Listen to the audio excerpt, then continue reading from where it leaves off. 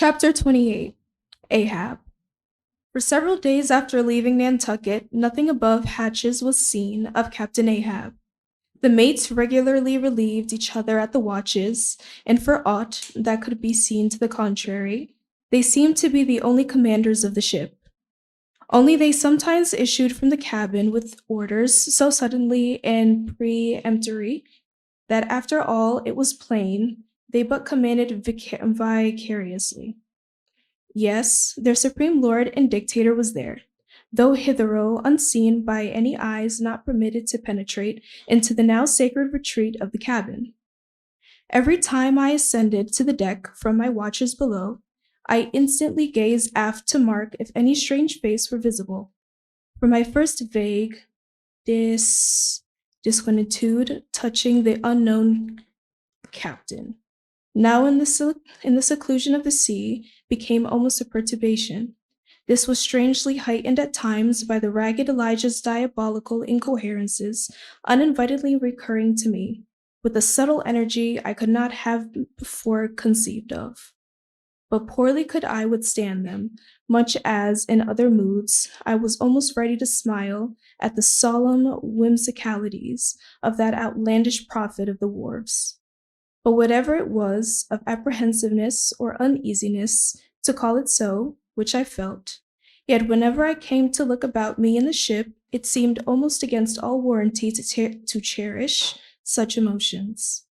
For though the harpooners, with the great body of the crew, were a far more barbaric, heathenish, and motley set than any of the tame merchant ship companies which my previous experiences had made me acquainted with, still I ascribed this, and rightly ascribed it, to the fierce uniqueness of the very nature of that wild Scandinavian vocation in which I had so abandonedly embarked. But it was especially the aspect of the three chief officers of the ship, the mates, which was most forcibly calculated to allay these colorless misgivings and induce confidence and cheerfulness in every presentment of the voyage. Three better, more likely sea officers and men, each in his own different way, could not readily be found, and there were every one of them Americans, a Nantucketer, a Vineyarder, a Cape man. Now it being Christmas, with the ship shot from out her harbor, for a space we had biting polar weather, though all the time running away from it to the southward, and by every degree and minute of latitude which we sailed, gradually leaving the merciless winter and all its intolerable weather behind us. It was one of those less lowering but still gray and gloomy enough mornings of the transition, when with a fair wind the ship was rushing through the water with a vindictive sort of leaping and melancholy rapidity, that as I mounted to the deck at the call of the forenoon watch, so soon I leveled my glance towards the trefoil. Foreboding shivers ran over me. Reality outran apprehension. Captain Ahab stood upon his quarterdeck. There seemed no sign of common bodily illness about him, nor of the recovery from any. He looked like a man cut away from the stake, when the fire was overrunningly wasted all the limbs without consuming them, or taking away one particle from their compacted age robustness. His whole high, broad form seemed made of solid bronze, and shaped in an unalterable mold, like Cellini's cast Perseus, threading its way out from his gray hairs and continuing right down one side of his tawny scorched face and neck, till it disappeared in his clothing. You saw a slender rod-like mark, lividly withish. It resembled the perpendicular seam, sometimes made in the straight, lofty trunk of a great tree, when the upper lightning tearingly darts down it, and without retching a single twig, peels and grooves out the bark from top to bottom, or running off into the soil, leaving the tree still greenly alive, but branded. Whether that mark was born with him, or whether it was the scar left by some desperate wound, no one could certainly say. Some tacit consent throughout the voyage, little or no allusion was made to it, especially by the mates. But once Tashtigo Sr., an old gay-head Indian among the crew, superstitiously asserted that not till he was full 40 years old did Ahab become that way branded, and then it became upon him, not in the fury of any mortal fray, but in an elemental strife at sea. Yet this wild hint seemed infringingly negative by what a gray Maxman insinuated, an old Socorro man who, having never before sailed out of Nantucket, had never this laid eye upon wild Ahab. Nevertheless, the old sea traditions, the immemorial credulities popularly invested this old manixman with preternatural powers of discernment, so that was no white sailor seriously contradicted him when he said that if Captain Ahab should be tranquilly laid out, which might hardly come to pass, so he muttered, then whoever should do that last office for the dead would find a birthmark on him from crown to sole.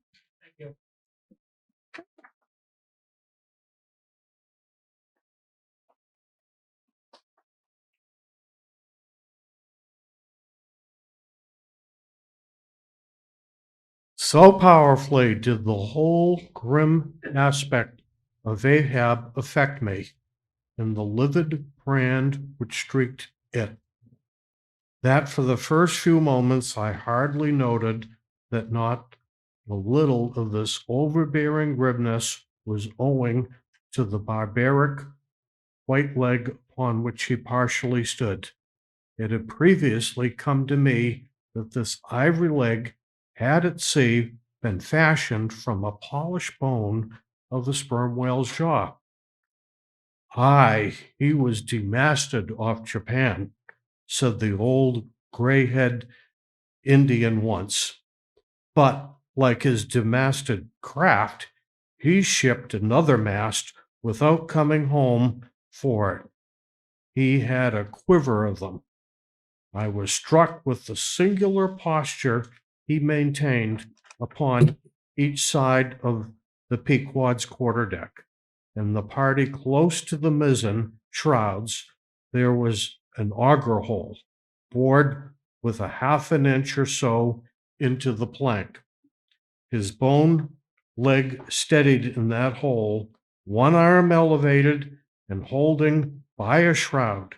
Captain Ahab stood erect, looking straight out beyond the ship's ever-pitching prow. There was an infinity of firmness, fortitude, and a determinate,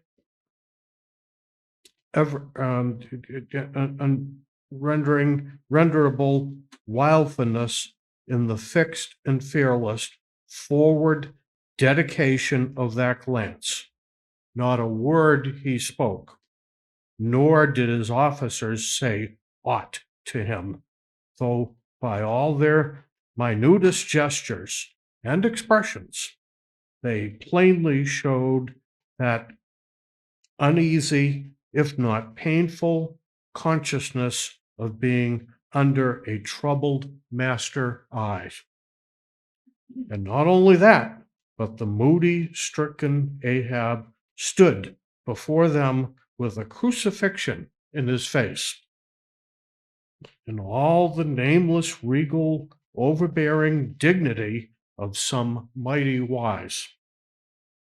Ere long, from his first visit in the year, he withdrew into his cabin.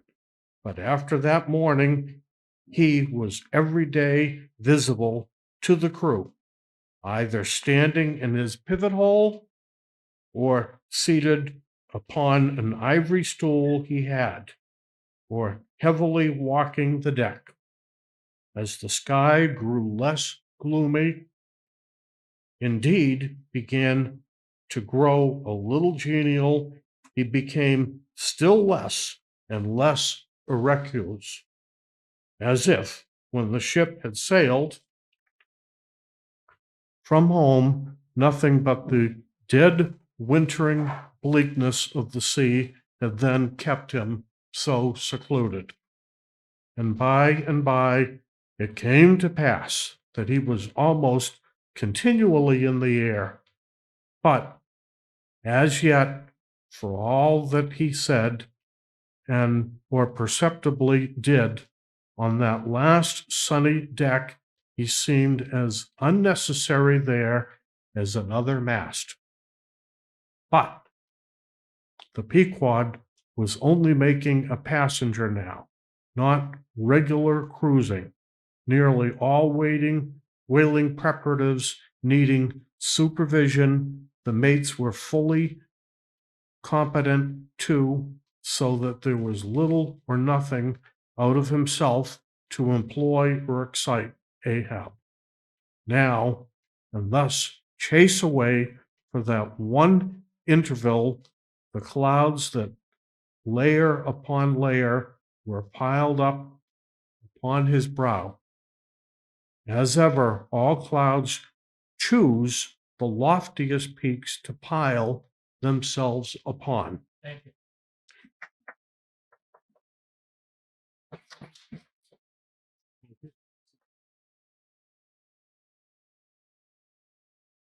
Nevertheless, Erlong, the warm, warbling persuasiveness of the pleasant holiday weather we came to seemed gradually to charm him from his mood. For as when the red-cheeked dancing girls, April and May, trip home to the wintry misanthropic woods, even the barest, ruggedest, most thunder-cloven old oak will at least send forth some green sprouts to welcome such glad-hearted visitants. So Ahab did, in the end, a little respond to the playful allurings of that girlish air. More than once did he put forth that faint blossom of a look which, in any other man, would have soon followed out in a smile. Chapter 29. Enter Ahab, to him Stubb. Some days elapsed, and ice and icebergs all astern. The Pequod now went rolling through the bright Quinto spring, which at sea almost perpetually reigned on the threshold of the eternal August of the tropic. The warmly cool, clear, ringing, perfumed, overflowing, redundant days were a crystal goblets of Persian sherbet, heaped up, flaked up with rose water snow. The starred and stately nights seemed haughty dames in jeweled velvets, nursing at home in lonely pride the memory of their absent conquering earls, the golden helmet's son. For sleeping man, 'twas hard to choose between such winsome days and such seducing nights. But all the witcheries of that unwaning weather did not merely lend new spells and potencies to the outward world. Inward they turned upon the soul, especially when the still mild hours of eve came on. Then memory shot her crystals as the clear ice most forms of noiseless twilights. And all these subtle agencies, more and more, they wrought on Ahab's texture. Old age is always wakeful, as if the longer linked with life, the less man has to do with the aught that looks like death. Among sea commanders, the old graybeards will oftenest leave their berths to visit the night-cloaked deck. It was so with Ahab, only that now of late he seemed so much to live in the open air that, truly speaking, his visits were more to the cabin than from the cabin to the planks. It feels like going down into one's tomb, he would mutter to himself, for an old captain like me to be descending this narrow scuttle to go to my grave dug berth. So, almost every 24 hours, when the watches of the night were set and the band on deck sentineled the slumber of the band below, and when, if a rope was to be hauled upon the forecastle, the sailors flung it, not rudely down, as by day, but with some cautiousness dropped it to its place for fear of disturbing their slumbering shipmates. When this sort of steady quietude would begin to prevail habitually, the silent Sturmans would watch the cabin, scuttle in air. Long the old man would emerge, gripping at the iron banister to help his crippled way. Some considering touch of humanity was in him, for at times like these, he usually abstained from patrolling the quarterdeck because to his wearied mates, seeking repose within 6 inches of his ivory heel, such would have been the reverberating crack and din of that bony step, that their dreams would have been of the crunching teeth of sharks. But once the mood was on him, too deep for common regardings, and as with heavy lumber-like pace he was measuring the ship from taffrail to mainmast, Stubb, the odd second mate, came up from below, and with a certain unassured, deprecating humorlessness, hinted that if Captain Ahab was pleased to walk the plank, then no one could say nay. But there might be some way of muffling the noise, hinting something indistinctively and hesitantly about a globe of toe and the insertion into it of the ivy heel. Ah, Stubb, thou didst not know Ahab then. Thank you.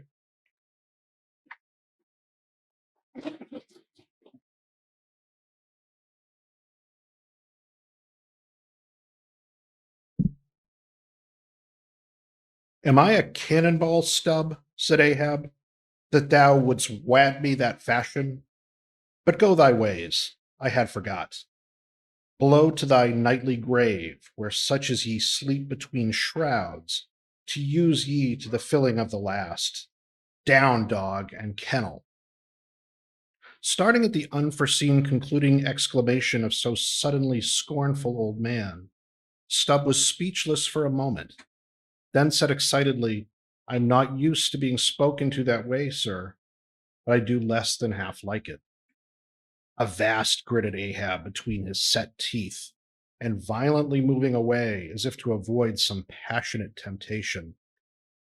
No, sir, not yet, said Stubb, emboldened. I will not tamely be called a dog, sir. Then be called 10 times a donkey and a mule and an ass, and be gone, or I'll clear the world of thee. As he said this, Ahab advanced upon him with such overbearing terrors in his aspect that Stubb involuntarily retreated. I was never served so before without giving a hard blow for it, muttered Stubb, as he found himself descending the cabin scuttle. It's very queer. Stop, Stubb. Stop, Stubb. Somehow now I don't well know whether to go back and strike him or, what's that? Down here on my knees and pray for him. Yes, that was the thought coming up in me, but it would be the first time I ever did pray. It's queer, very queer, and he's queer too. I take him fore and aft. He's about the queerest old man Stubb has ever sailed with. How he flashed at me. His eyes like powder pans. Is he mad? Anyway, there's something on his mind, as sure as there must be something on a deck when it cracks.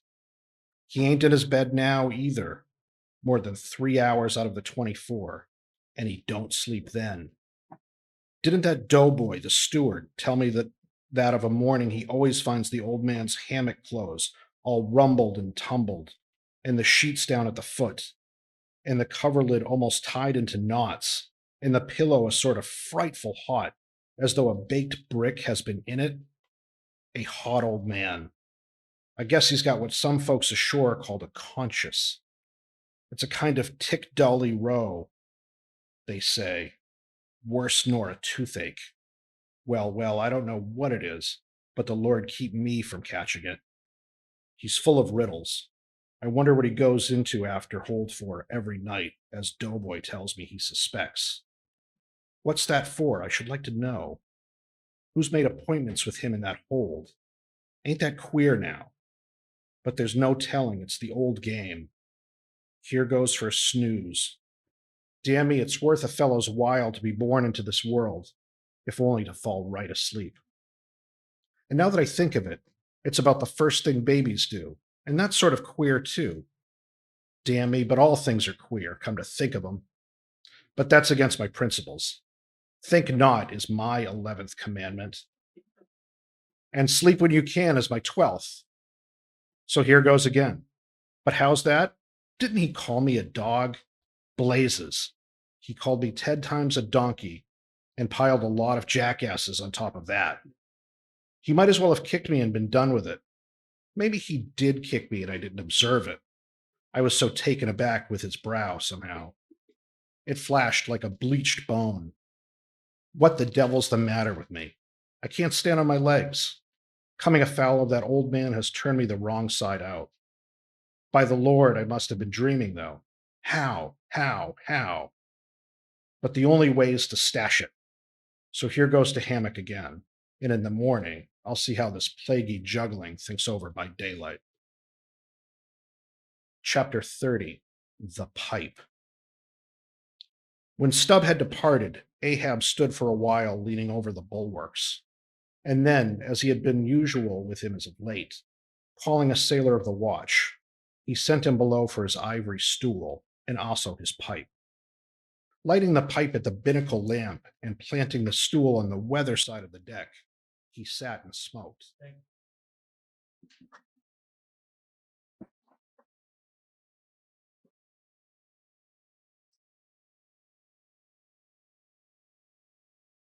In old Norse times, the thrones of the sea-loving Danish kings were fabricated, saith tradition, of the tusks of the narwhal.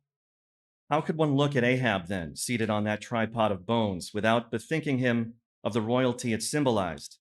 For a Khan of the plank, and a king of the sea, and a great lord of Leviathans was Ahab.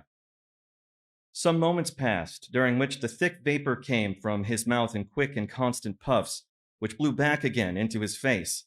How now, he soliloquized at last, withdrawing the tube, this smoking no longer soothes.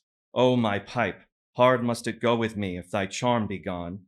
Here have I been unconsciously toiling, not pleasuring, aye, and ignorantly smoking to windward all the while, to windward, and with such nervous whiffs, as if, like the dying whale, my final jets were the strongest and fullest of trouble. What business have I with this pipe? This thing that is meant for sereneness, to send up mild white vapors among mild white hairs, not among torn iron-gray locks like mine. I'll smoke no more. He tossed the still-lighted pipe into the sea. The fire hissed in the waves. The same instant the ship shot by the bubble the sinking pipe made. With slouched hat, Ahab lurchingly paced the planks. Chapter 31, Queen Mab. Next morning, Stubb accosted Flask. Such a queer dream, King Post, I never had. You know the old man's ivory leg? Well, I dreamed he kicked me with it. And when I tried to kick back, upon my soul, my little man, I kicked my leg right off.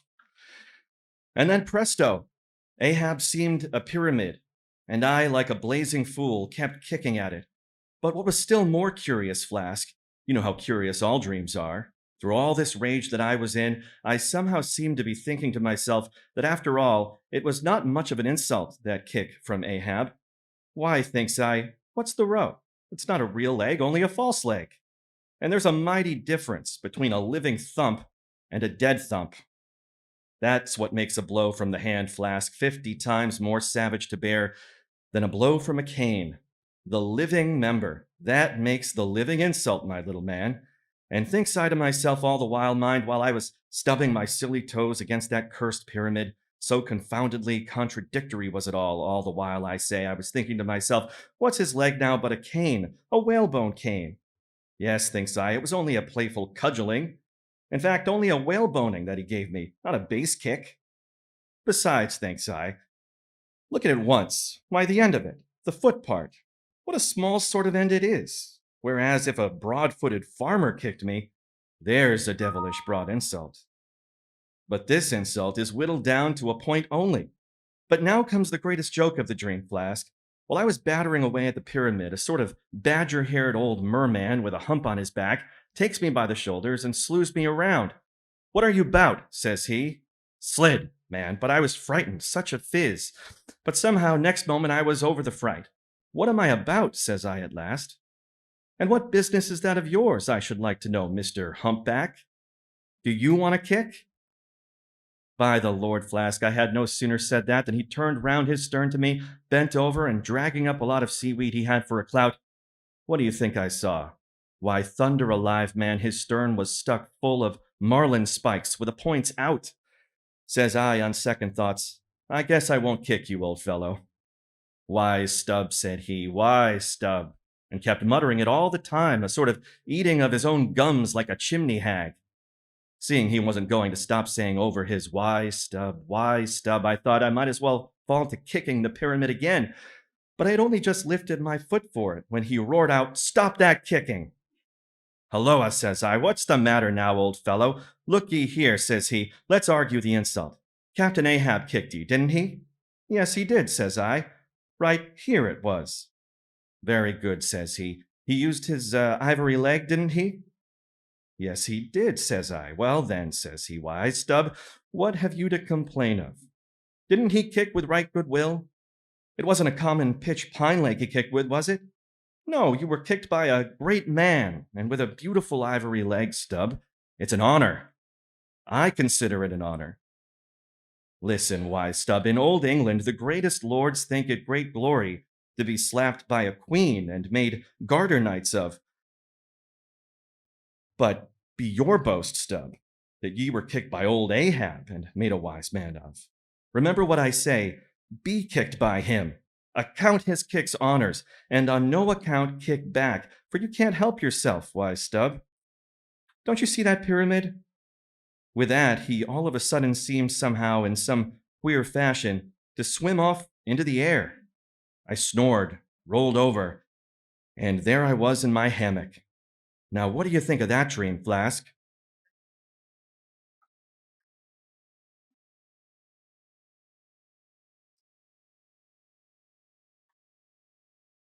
I don't know. It seems a sort of foolish to me, though. Maybe, maybe. But it's made a wise man of me, Flask. Do you see Ahab standing there, sideways, looking over the stern? Well, the best thing you can do, Flask, is to let that old man alone. Never speak to him, whatever he says. Hulloa, what's that he shouts? Hark! Masthead there, look sharp, all of ye. There are whales hereabouts. If you see a white one, split your lungs for him. What do you think of that now, Flask? Ain't there a small drop of something queer about that, eh? A white whale? Did you mark that, man? Look ye, there's something special in the wind. Stand by for it, Flask. Ahab has that's bloody on his mind. But, Mum, he's come this way. Chapter 32, Cytology. Already, we are boldly launched upon the deep, but soon we shall be lost in its unshored, harborless immensities, ere that come to pass, ere the Pequod's weedy hull rolls side by side with the barnacled hulls of the Leviathan. At the outset, it is but well to attend to a matter almost indispensable to a thorough, appreciative understanding of the more special Leviathanic revelations and illusions of all sorts which are to follow. It is some systematized exhibition of the whale in his broad genera that I would now fain put before you. Yet it is no easy task. The classification of the constituents of a chaos, nothing less, is here essayed. Listen to what the best and latest authorities have laid down. No branch of zoology is so much involved as that which is entitled cytology. says Captain Scoresby, AD 1820. It is not my intention, were it in my power, to enter into the inquiry as to the true method of dividing the cetacea into groups and families. Utter confusion exists among the historians of this animal, sperm whale, says Surgeon Beale, AD 1839. Unfitness to pursue our research in the unfathomable waters. Impenetrable veil covering our knowledge of the cetacea. A field strewn with thorns. All these incomplete indications but serve to torture us naturalists.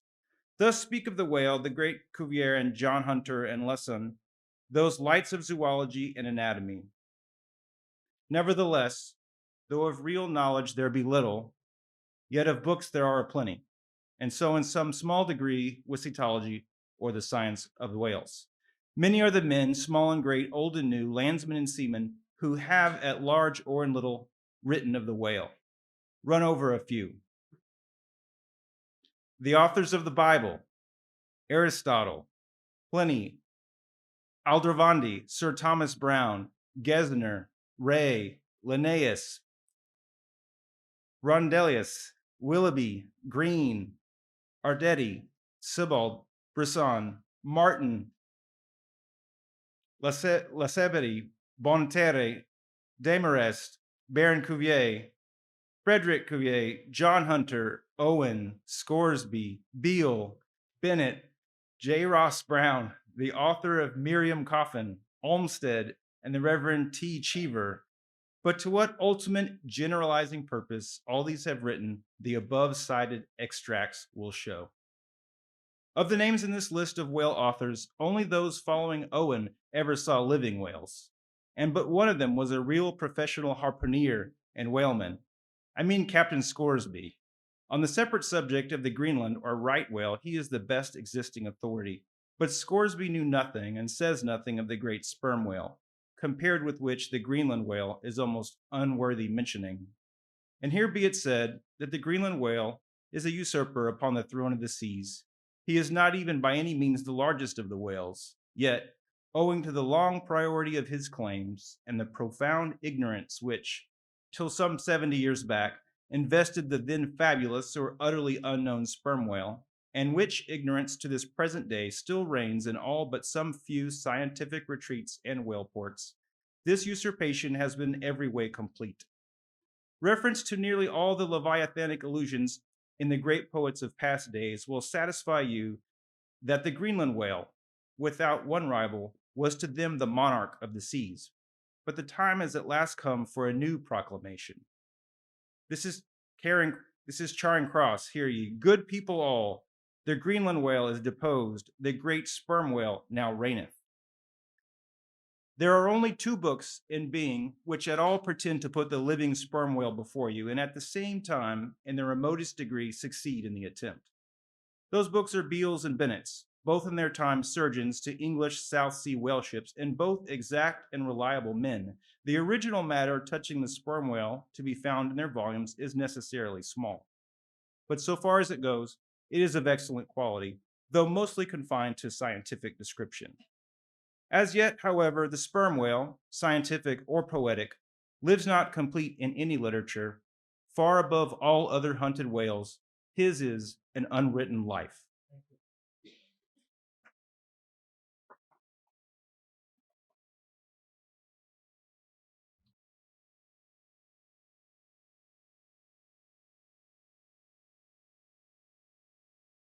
Now the various species of whale need some sort of popular, comprehensive classification. If only an easy outline, one for the present, hereafter to be filled in all of its departments by subsequent laborers. As no better man advances to take this matter in hand, I hereupon offer my own poor endeavors. I promise nothing complete, because any human thing supposed to be complete must for that very reason infallibly be faulty. I shall not pretend to a minute anatomical description of the various species, or in this place at least, to much of any description.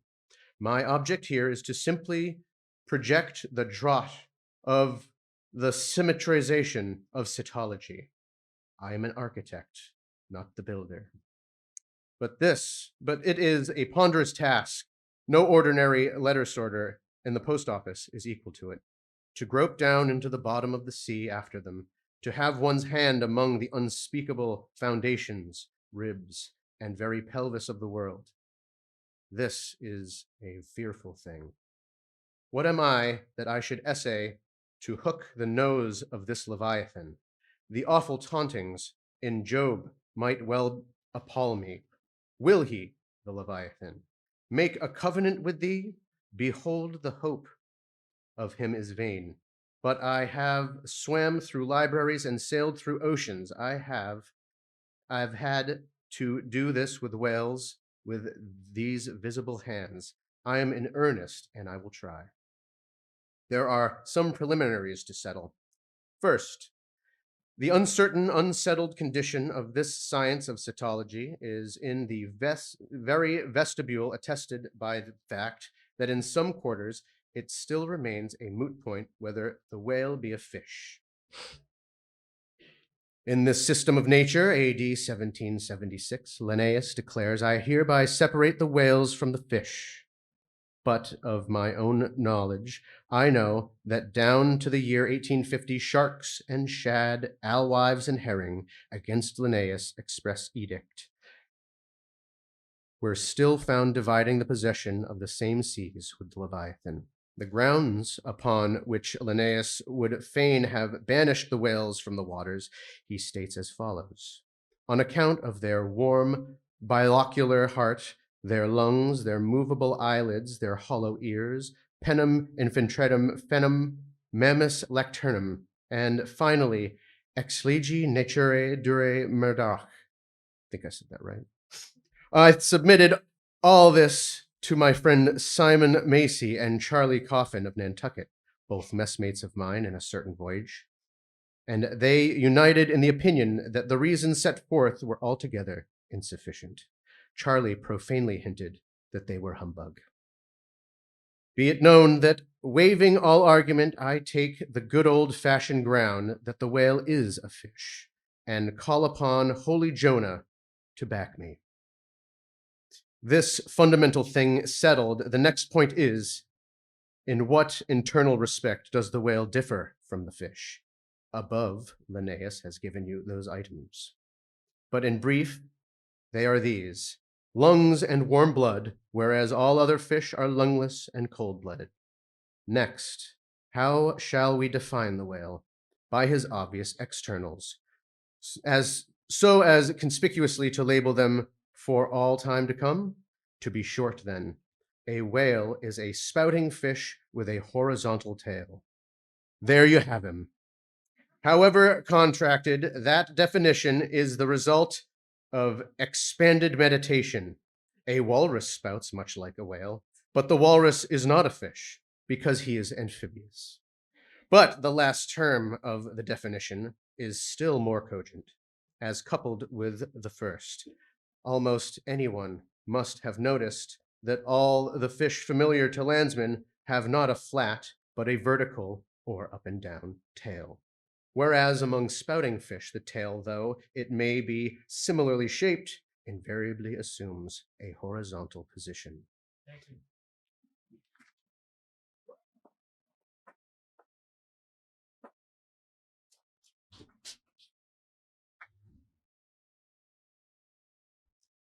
By the above definition of what a whale is, I do by no means exclude from the Leviathantic brotherhood any sea creature hitherto identified with the whale by the best informed Nantucketers, nor, on the other hand, link it with any fish hitherto authoritatively regarded as alien.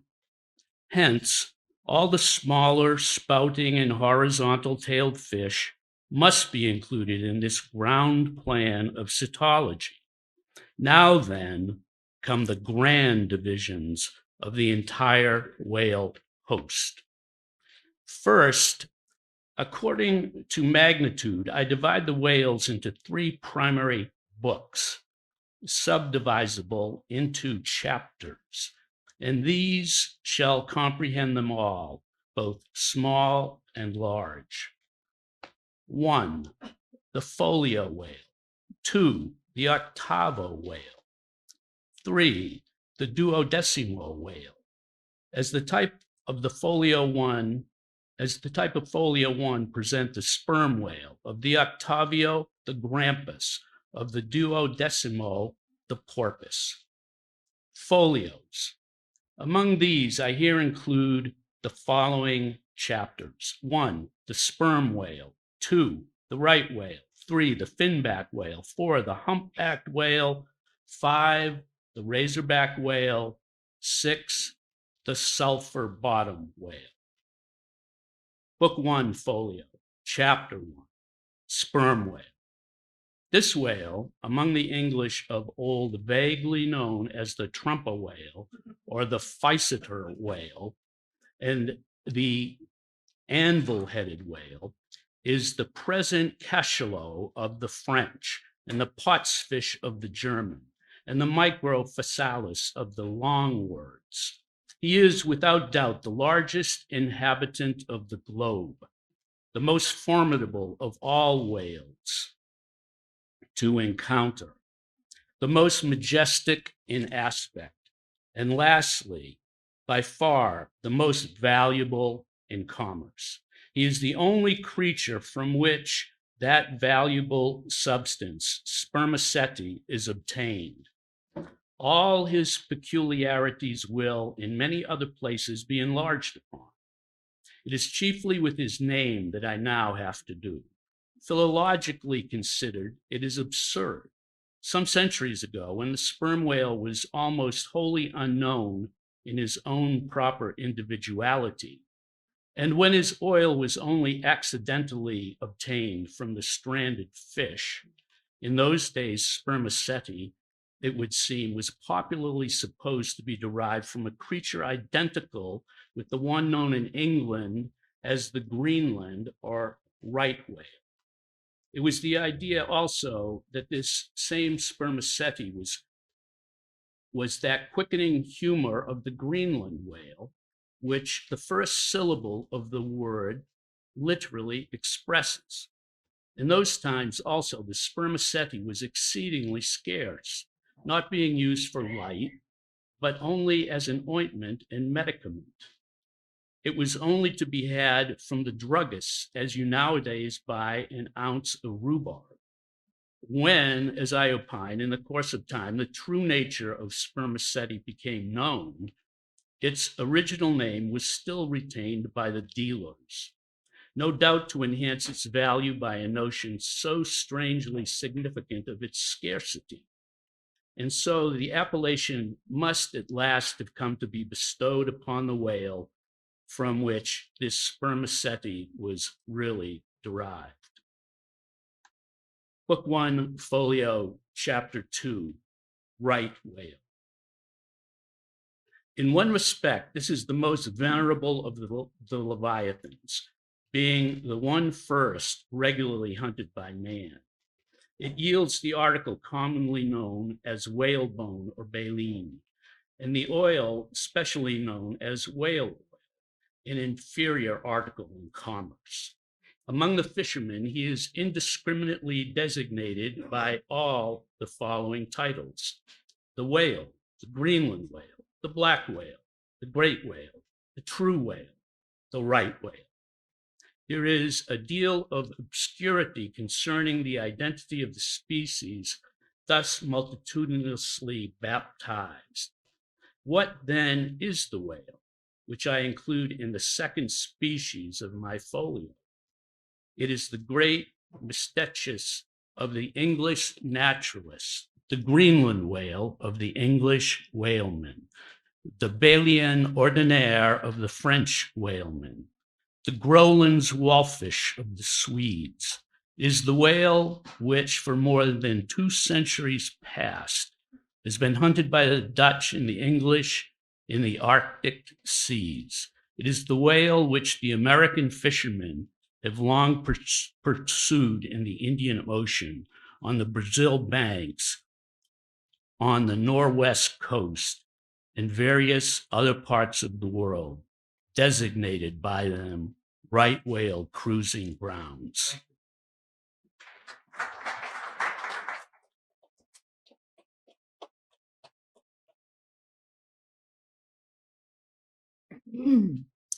Some pretend to see a difference between the Greenland whale of the English and the right whale of the Americans, but they precisely agree in all their grand features, nor has there yet been presented a single determinate fact upon which to ground a radical distinction.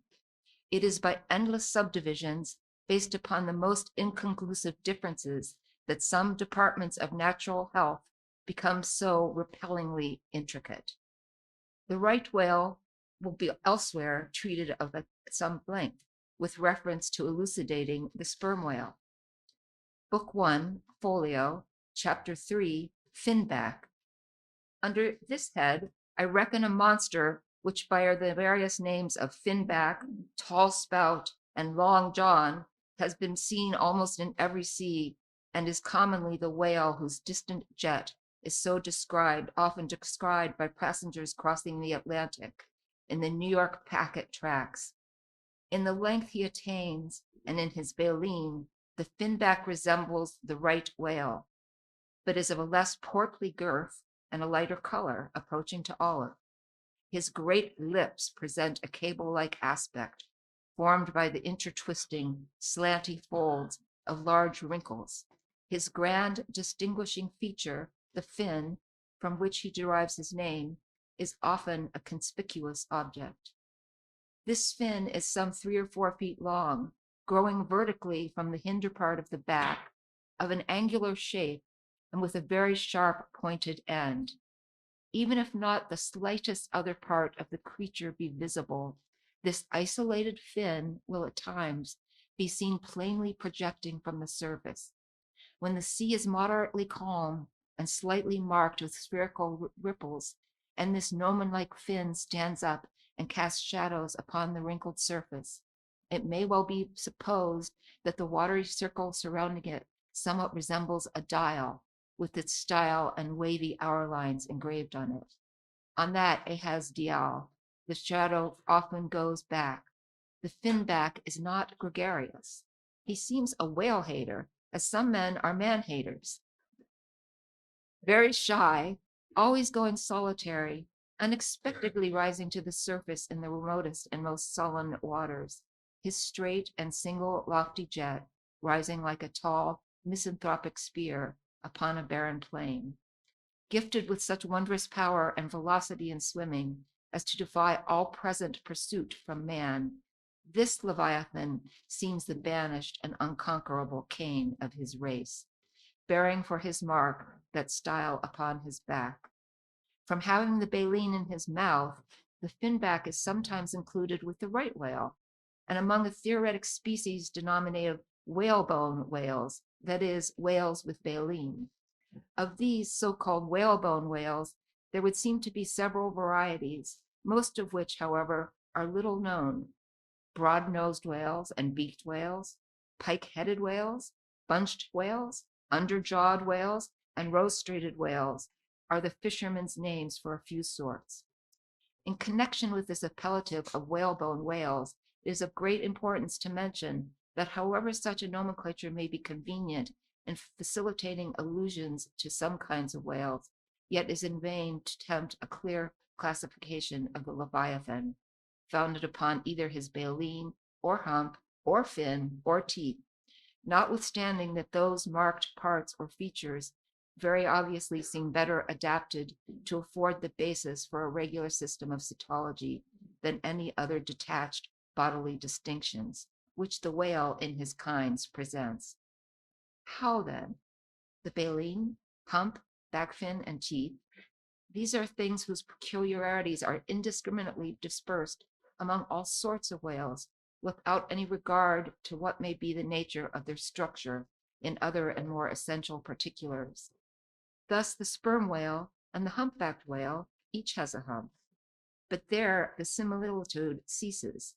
Then the same humpbacked whale and the Greenland whale, each of these has baleen, but there again the similitude ceases, and is just the same with the other parts above mentioned. In various sorts of whales, they form such irregular combinations, or in the case of any one of them, detached, such an irregular isolation as utterly to defy all general methodization formed upon such a basis. On this rock, every one of the whale naturalists has split. Thank you.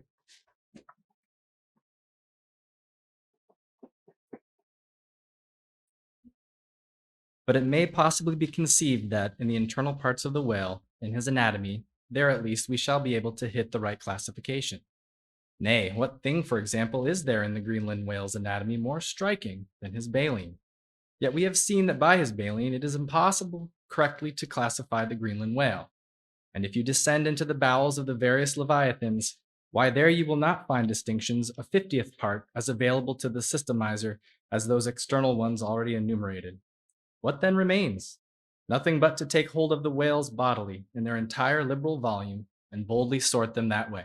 And this is the bibliographical system here adopted. And it is the only one that can possibly succeed, for it alone is practicable. To proceed. Book 1, Folio, Chapter 4, Humpback. This whale is often seen on the northern American coast. He has been frequently captured there and towed into harbor.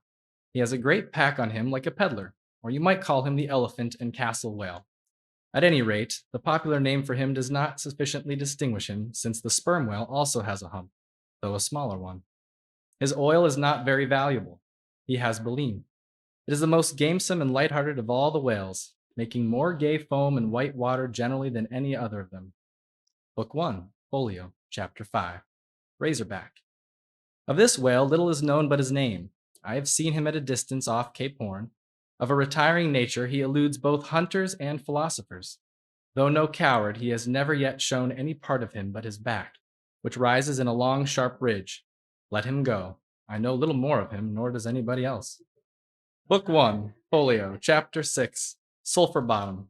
Another retiring gentleman with a brimstone belly, doubtless got by scraping along the Tartarian tiles in some of his profounder divings. He is seldom seen. At least I have never seen him except in the remoter southern seas, and then always at too great a distance to study his countenance. He is never chased. He would run away with rope walks of line. Prodigies are told of him. Adieu, Sulphur Bottom. I can say nothing more than that is true of ye, nor can the oldest Nantucketer. Thus ends Book 1, Folio, and now begins Book 2, Octavo. Octavos. These embrace the whales of middling magnitude, among which at present may be numbered 1, the grampus, 2, the blackfish, 3, the narwhal, 4, the thrasher, and 5, the killer. Book 2, Octavo, Chapter 1, Grampus. Though this fish, whose loud sonorous breathing, or rather blowing, has furnished a proverb to landsmen, is so well known a denizen of the deep, yet is he not popularly classed among whales. But possessing all the grand distinctive features of the Leviathan, most naturalists have recognized him for one. He is of moderate octavo size, varying from 15 to 25 feet in length, and corresponding dimensions round the waist. He swims in herds. He is never regularly hunted, though his oil is considerable in quantity and pretty good for light. By some fishermen, his approach is regarded as premonitory of the advance of the great sperm whale. Book 2, Octavo, Chapter 2, Blackfish. I give the popular fishermen's names for all these fish, for generally they are the best. Where any name happens to be vague or inexpressive, I shall say so and suggest another. I do so now, touching the blackfish, so called, because blackness is the rule among almost all whales. So call him the hyena whale, if you please. His veracity is well known, and from the circumstance that the inner angles of his lips are curved upwards, he carries an everlasting Mephistophelian grin on his face. This whale averages some 16 or 18 feet in length. He is found in almost all latitudes. He has a peculiar way of showing his dorsal hooked fin in swimming, which looks something like a Roman nose. When not more profitably employed, the sperm whale hunters sometimes capture the hyena whale to keep up the supply of cheap oil for domestic employment, as some frugal housekeepers, in the absence of company, and quite alone by themselves, burn unsavory tallow instead of odorous wax. Though their blubber is very thin, some of these whales yield you upwards of 30 gallons of oil. Book 2, Octavo, Chapter 3, Narwhal. That is nostril whale, another instance of a curiously named whale, so named, I suppose, from his peculiar horn being originally mistaken for a peaked nose.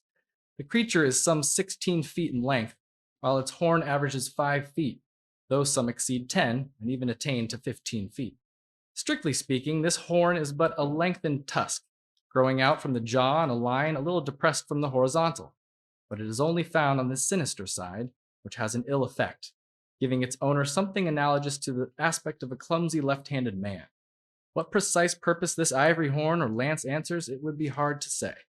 It does not seem to be used like the blade of the swordfish and billfish, though some sailors tell me that the narwhal employs it for a rake in turning over the bottom of the sea for food. Charlie Coffin said it was used for an ice piercer, for the narwhal rising to the surface of the polar sea and finding it sheeted with ice, thrusts his horn up and so breaks through. But you cannot prove either of these surmises to be correct. My own opinion is that, however, this one-sided horn may really be used by the narwhal. However they may be, it would certainly be very convenient to him for a folder in reading pamphlets. The narwhal I have heard called the tusked whale or the horn whale and the unicorn whale. He is certainly a curious example of the unicornism to be found in almost every kingdom of animated nature. From certain cloistered old authors, I have gathered that this same sea unicorn's horn was in ancient days regarded as the great antidote against poison, and as such, preparations of it brought immense prices. It was also distilled to a volatile salts for fainting ladies, the same way that the horns of the male deer are manufactured into hartshorn. Originally, it was in itself accounted an object of great curiosity.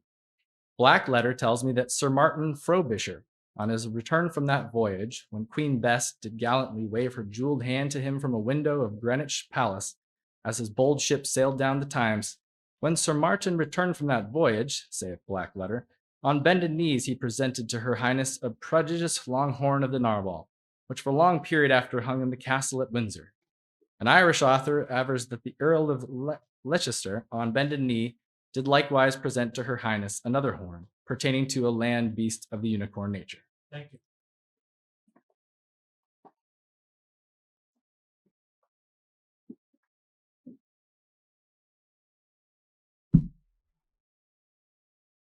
The narwhal has a very picturesque leopard-like look, being a milk-white ground color, dotted with round and oblong spots of black. His oil is very superior, clear and fine, but there is little of it, and he is seldom hunted. He is mostly found in the circumpolar seas. Book 2, Octava, Chapter 4, Killer. Of this whale, little is precisely known to the Nantucker, and nothing at all to the professed naturalist. From what I have seen of him at a distance, I should say that he was about the bigness of a grampus. He's very savage, a sort of Fiji fish. He sometimes takes the great folio whale by the lip and hangs there like a leech, till the mighty brute is worried to death. The killer is never hunted. I never heard what sort of oil he has. Exception might be taken to the name bestowed upon this whale on the ground of its indistinctness, for we are all killers on land and on sea, Bonapartes and sharks included. Book 2, Octavo, Chapter 5, Thresher. This gentleman is famous for his tail, which he uses for a ferule in thrashing his foes. He mounts the folio whale's back, and as he swims, he works his passage by flogging him, as some schoolmasters get along in the world by a similar process. Still less is known of the thresher than of the killer. Both are outlaws, even in the lawless seas. This ends Book 2, Octavo, and begins Book 3, Duodecimo. Duodecimos, these include the smaller whales. The Hazel porpoise, 1, the Huza porpoise, 2, the Eldrin porpoise, 3, the mealy-mouthed porpoise. To those who have not chanced especially to study the subject, it may possibly seem strange that fishes not commonly exceeding 4 or 5 feet should be marshaled among whales, a word which is, in the popular sense, always conveys an idea of hugeness. But the creatures set down above as duodecimals are infallibly whales by the terms of my definition of what a whale is, that is, a spouting fish with a horizontal tail. Book 3, duodecimal, chapter 1, Who's a Porpoise? This is a common porpoise found almost all over the globe. The name is of my own bestower, for there are more than one sort of porpoise, and something must be done to distinguish them. I call them thus because he always swims in hilarious shoals, which upon the broad sea keep tossing themselves to heaven like caps in a 4th of July crowd. Their appearance is generally hailed with delight by the mariner. Full of fine spirits, they invariably come from the breezy billows to windward. They are the lads that always live before the wind. They are accounted a lucky omen. If you yourself can withstand 3 chairs at beholding these vivacious fish, then heaven help thee.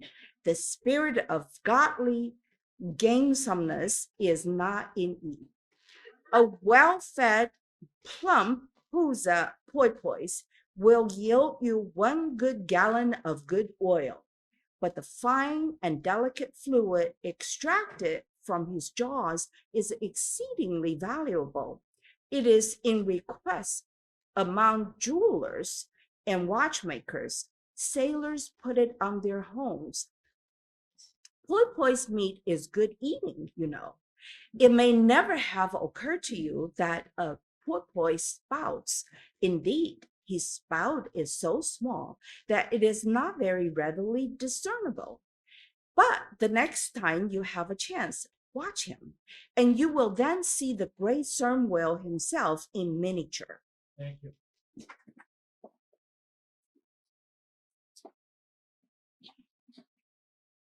Book 3, duodecimo, chapter 2, Algerine porpoise.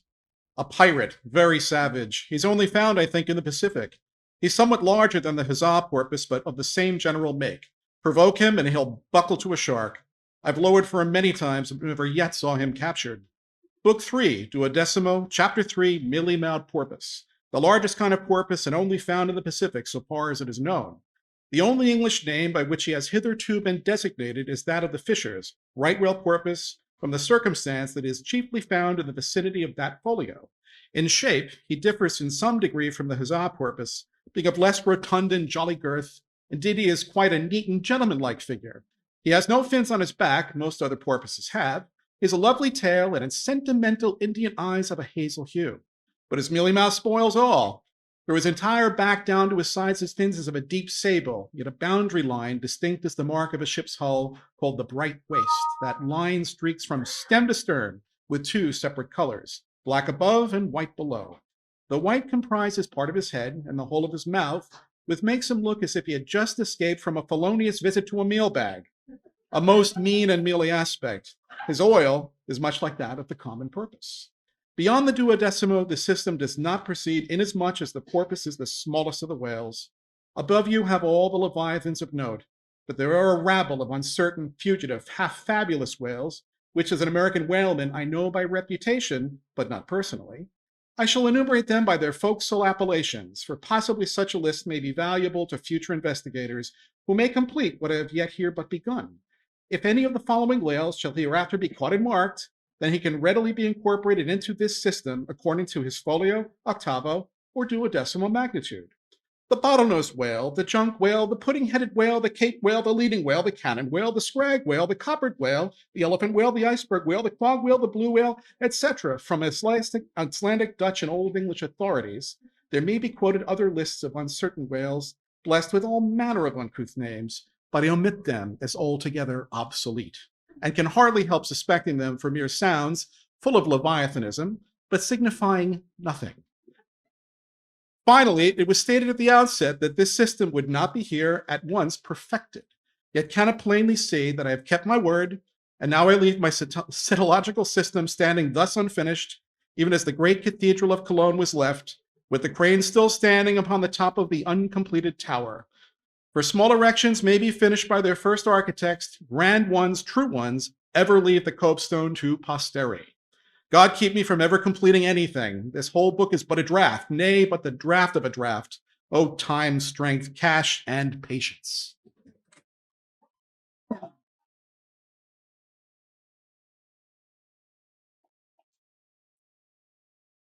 Chapter 33, the Specksender. Concerning the officers of the whalecraft, this seems as good a place as any to set down a little domestic peculiarity on shipboard arising from the existence of the harpooner class of officers, a class unknown, of course, in any other marine than the whale fleet. The large importance attached to the harpooner's vocation is evinced by the fact that originally, in the old Dutch fishery, 2 centuries and more ago, the command of a whale ship was not wholly lodged in the person now called the captain, but was divided between him and an officer called the Specksender. Literally, this word means fat cutter. Usage, however, in time made it equivalent to the chief harpooner. In those days, the captain's authority was restricted to the navigation and general management of the vessel, while over the whale hunting department and all it's concerned, the Specksender or chief harpooner reigned supreme. In the British Greenland fishery, under the corrupted title of Specksender, this old Dutch official is still retained, but his former dignity is sadly abridged. At present, he ranks simply as a senior harpooner, and as such is but one of the captain's more inferior subalterns. Nevertheless, as upon the good conduct of the harpooneers, the success of a whaling voyage largely depends, and since in the American fishery he is only an important officer in the boat, and under certain circumstances, night watches on the whaling ground, the command of the ship's deck is also his. Therefore, the grand political maxim of the sea demands that he should nominally live apart from the men before the mast, and be in some ways distinguished as their professional superior, though always by them familiarly regarded as their social equal. Okay.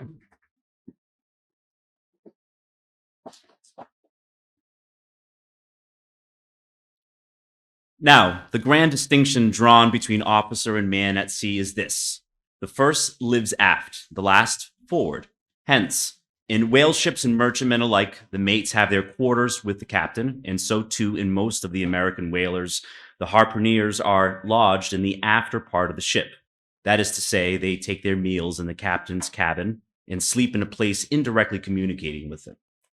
Though the long period of a southern whaling voyage, by far the longest of all voyages now or ever made by man, the peculiar perils of it, and the community of interest prevailing among a company, all of whom, high or low, depend for their profits not upon fixed wages but upon their common luck, together with their common vigilance, intrepidity, and hard work, though all these things do in some cases tend to beget a less rigorous discipline than in merchantmen generally. Yet never mind how much like an old Mesopotamian family these whalemen may in some primitive instances live together. For all that, the punctilious externals at least of the quarterdeck are seldom materially relaxed, and in no instance done away. Indeed, many are the Nantucket ships in which you will see the skipper parading his quarterdeck with an elated grandeur, not surpassed in any military navy, nay, extorting almost as much outward homage as if he wore the imperial purple and not the shabbiest of pilot cloth. And though of all men, the moody captain of the Pequod was the least given to that sort of shallowest assumption, and though the only homage he ever exacted was implicit, instantaneous obedience, though he required no man to remove the shoes from his feet ere stepping upon the quarterdeck, and though there were times when, owing to peculiar circumstances connected with events hereafter to be detailed, he addressed them in unusual terms, whether of condescension or in interiorum or otherwise, yet even Captain Ahab was by no means unobservant of the paramount forms and usages of the sea.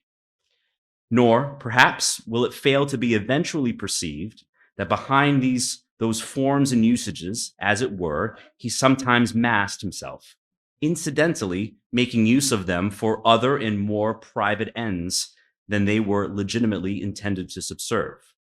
That certain sultanism of his brain, which had otherwise in a good degree remained unmanifested, through those forms that same sultanism became incarnate in an irresistible dictatorship. For be a man's intellectual superiority what it will, it can never assume the practical, available supremacy over other men, without the aid of some sort of external arts and entrenchment, always in themselves more or less paltry and base. This it is that forever keeps God's true princes of the empire from the world's hustings, and leaves the highest honors that this air can give to those men who become famous more through their infinite inferiority to the choice hidden handful of the divine inert than through their undoubted superiority over the dead level of the mass. Such large virtue lurks in these small things when extreme political superstitions invest them, that in some royal instances, even to idiot imbecility, they have imparted potency.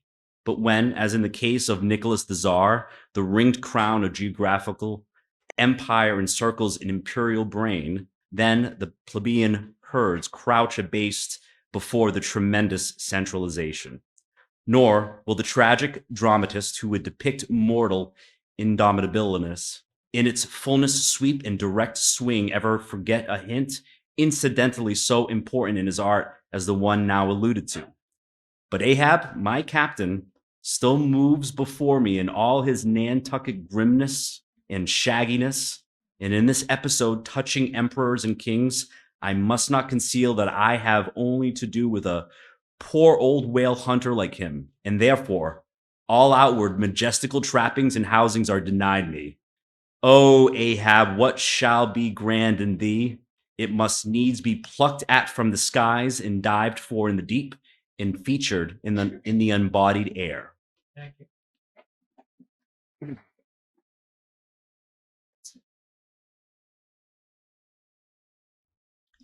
Chapter 34, The Captain Table.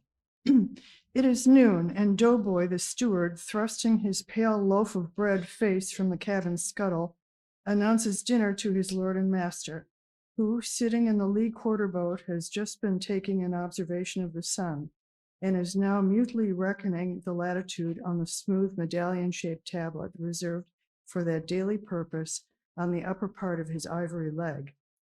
From his complete inattention to the tidings, you would think that moody Ahab had not heard his menial. But presently, catching hold of the mizzen shrouds, he swings himself to the deck and in an even unexhilarated voice, saying, "Dinner, Mr. Starbuck," disappears into the cabin.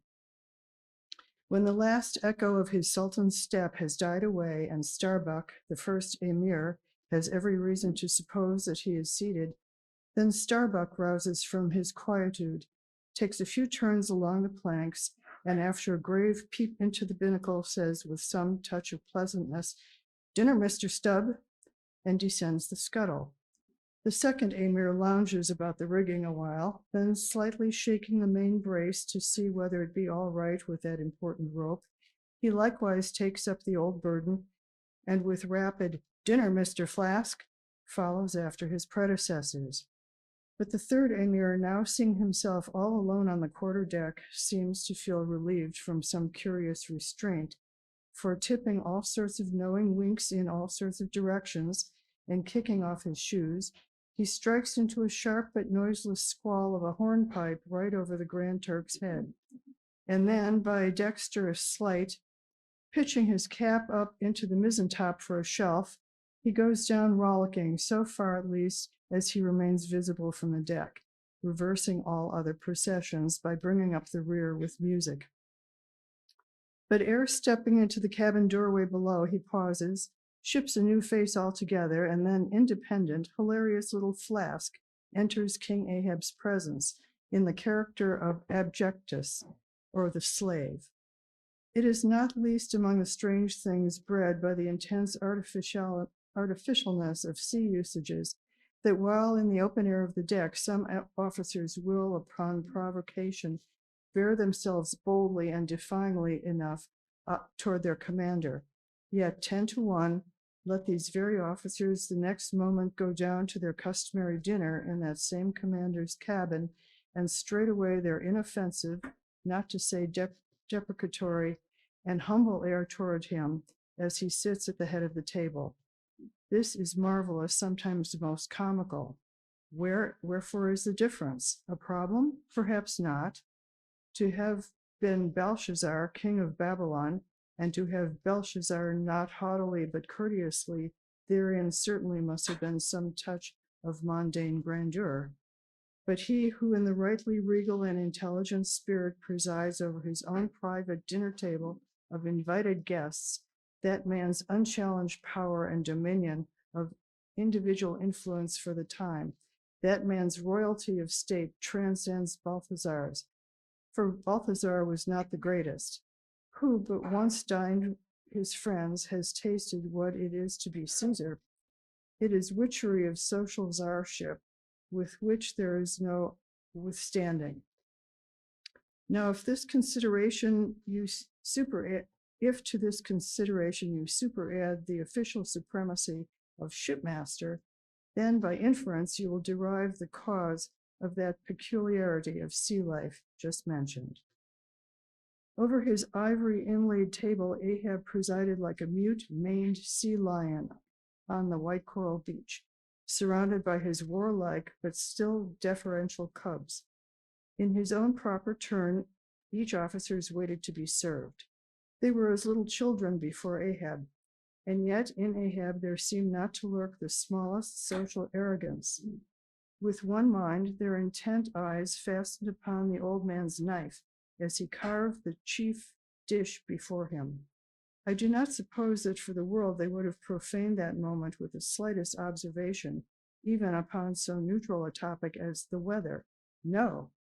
And when reaching out his knife and fork, between which the slice of beef was locked, Ahab thereby motioned Starbuck's plate toward him.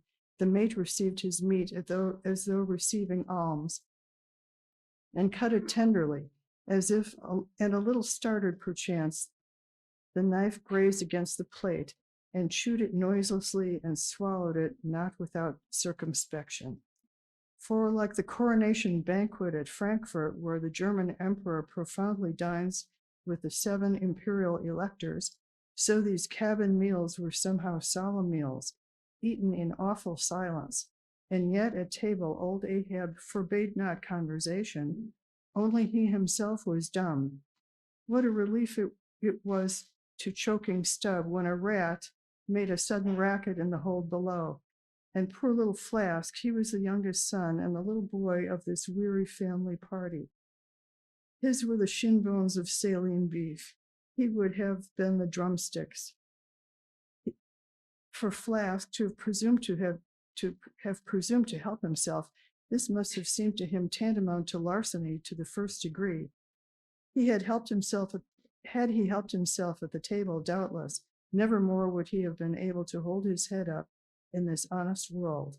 Nevertheless, strange to say, Ahab never forbade him, and had Flask helped himself, the chances were Ahab had never so much as noticed it. Least of all did Flask presume to help himself to butter. Whether he thought the owners of the ship denied it to him on account of its clotting his clear, sunny complexion, or whether he deemed that on so long a voyage in such marketless waters, butter was at a premium, and therefore was not for him, a subaltern. However it was, Flask, alas, was a butterless man.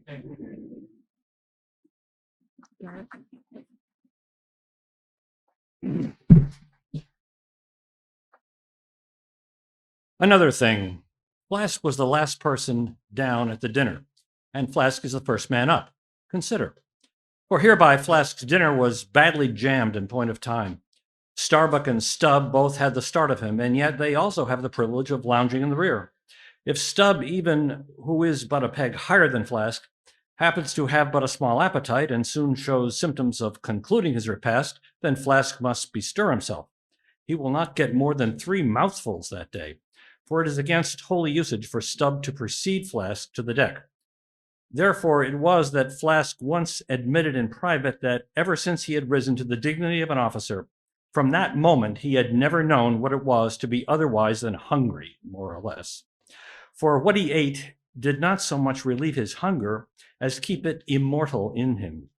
Peace and satisfaction, thought Flask, have but forever departed from my stomach. I am an officer, but I wish I could fist a bit of old-fashioned beef in the forecastle, as I used to when I was before the mast. There's the fruits of promotion now. There's the vanity of glory. There's the insanity of life.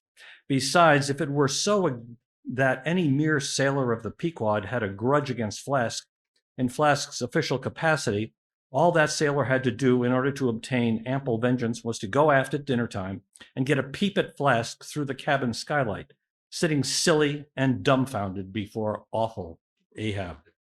Now, Ahab and his three mates formed what may be called the first table in the Pequod's cabin. After their departure, taking place in inverted order to their arrival, the canvas cloth was cleared, or rather was restored to some hurried order by the pallid steward. And then the three harpooneers were bidden to the feast, they being its residuary legatees.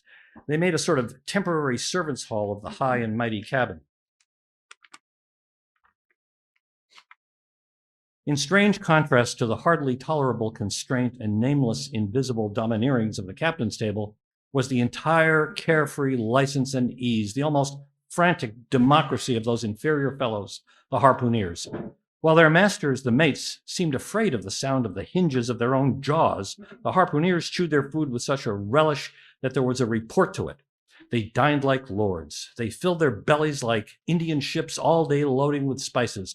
Such portentous appetites had Queequeg and Tashtego that to fill out the vacancies made by the previous repast, often the pale doughboy was fain to bring on a great baron of salt junk, seemingly quarried out of the solid ox.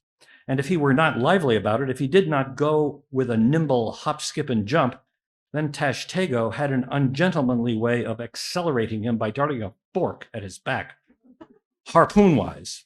And once Daggoo, seized with a sudden humor, assisted Doughboy's memory by snatching him up bodily and thrusting his head into a great empty wooden trencher, while Tashtego, knife in hand, began laying out the circle preliminary to scalping him. He was naturally a very nervous, shuddering sort of little fellow, this bread-faced steward, the progeny of a bankrupt baker and a hospital nurse.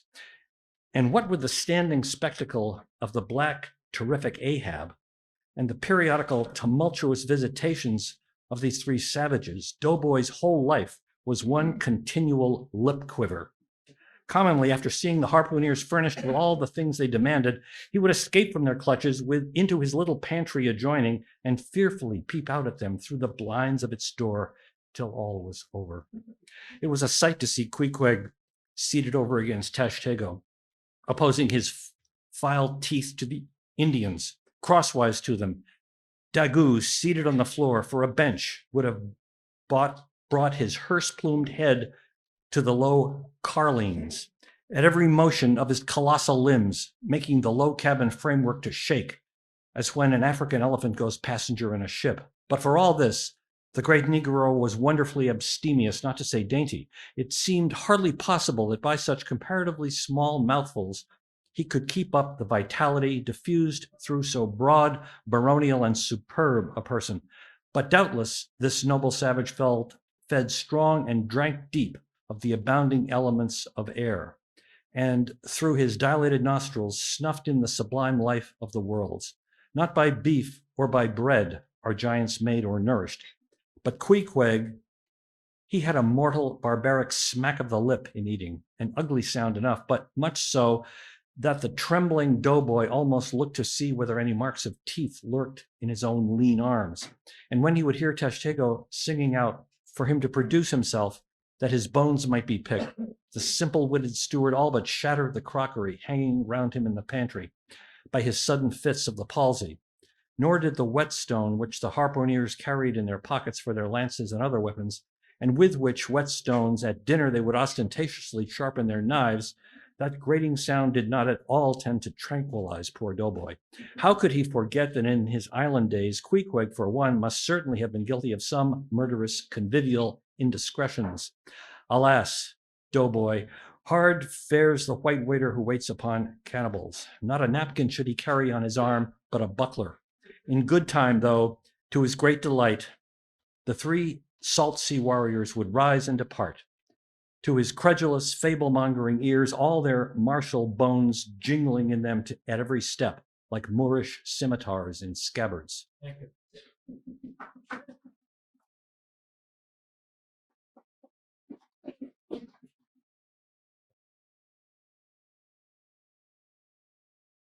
But though these barbarians dined in the cabin and nominally lived there, still being anything but sedentary in their habits, they were scarcely ever in it except at meal times, and just before the sleeping time, when they passed through it to their own peculiar quarters. In this one matter, Ahab seemed no exception to most American whale captains who, as a set, rather inclined to the opinion that by rights the ship's cabin belongs to them, and that it is by courtesy alone that anybody else is at any time permitted there. So that in real truth, the mates and harpooneers of the Pequod might more properly be said to have lived out of the cabin than in it. For when they did enter it, it was something as a street door enters a house, turning inwards for a moment only to be turned out the next, and as a permanent thing, residing in the open air. Nor did they lose much hereby. In the cabin was no companionship socially. Ahab was inaccessible. Though nominally included in the census of Christendom, he was still an alien to it. He lived in the world as the last of the grizzly bears lived in settled Missouri. And as when spring and summer had departed, that wild Logan of the woods, burying himself in the hollow of a tree, lived out the winter there, sucking his own paws, so in his inclement, howling old age, Ahab's soul, shut up in the cave trunk of his body, there fed upon the sullen paws of its gloom. Chapter 35, The Masthead. It was during the more pleasant weather that, in due rotation with the other seamen, my first masthead came round.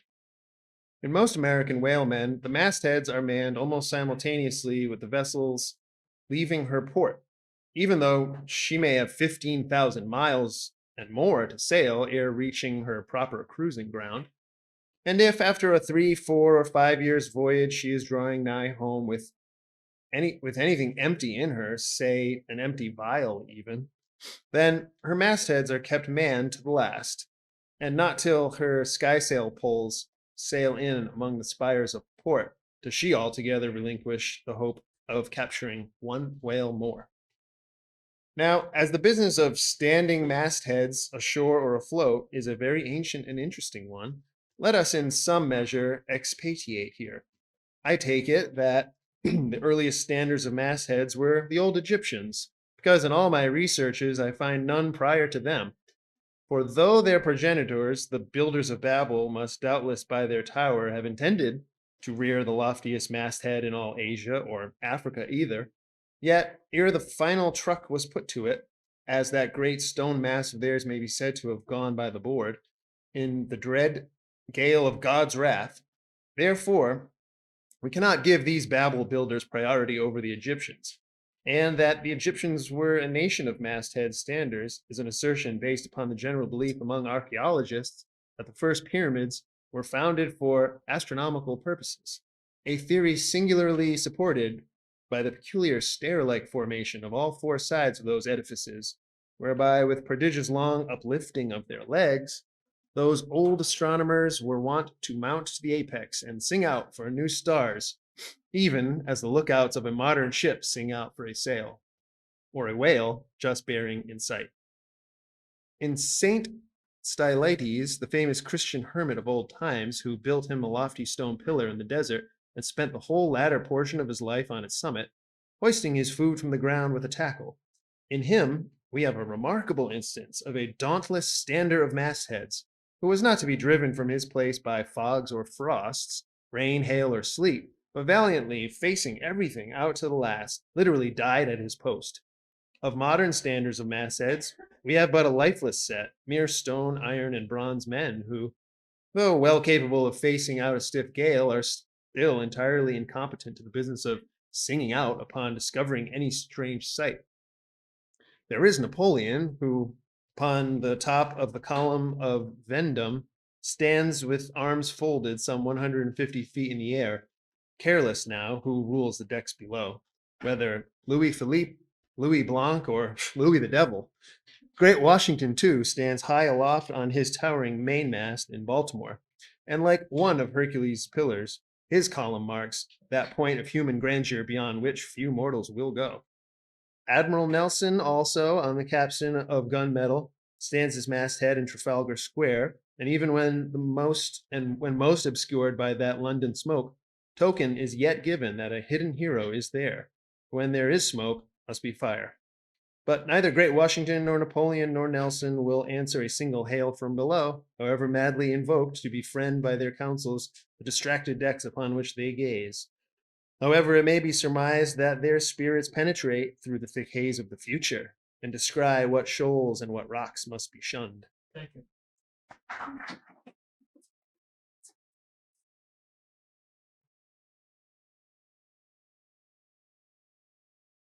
It may seem unwarrantable to couple in any respect the masthead standards of the land with those of the sea, but that in truth is not so, is plainly evinced by an item for which Obed Macy, the sole historian of Nantucket, stands accountable.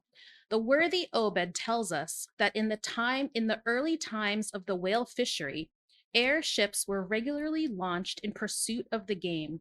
The people of that island erected lofty spars along the seacoast, to which the lookouts ascended by means of nailed cleats, something as fowls go upstairs in a henhouse. A few years ago, this same plan was adopted by the bay whalesmen of New Zealand, who, upon descrying the game, gave notice to the ready-manned boats nigh the beach. But this custom has now become obsolete. Turn we then to the one proper masthead, that of a whaleship at sea. The three mastheads are kept manned from sunrise to sunset, the seamen taking their regular turns, as at the helm, and relieving each other every 2 hours. In the serene weather of the tropics, it is exceedingly pleasant. The masthead, nay, to a dreamy, meditative man, it is delightful. There you stand, 100 feet above the silent decks, striding along the deep, as if the masts were gigantic stilts, while beneath you and between your legs, as it were, swim the hugest monsters of the sea, even as ships once sailed between the boots of the famous Colossus at Old Rhodes. There you stand, lost in an infinite series of the sea, with nothing ruffled but the waves. The tranced ship indolently rolls, the drowsy trade winds blow, everything resolves you to the languor. For this most part, in this tropical whaling life, a sublime uneventfulness invests you. You hear no news, read no gazettes. Extras with startling accounts of commonplaces never delude you into unnecessary excitements. You hear of no domestic afflictions, bankrupt securities, fall of stocks, are never troubled with the thought of what you shall have for dinner, for all of your meals for 3 years are more snugly stowed in casks, and your bill of fare is immutable.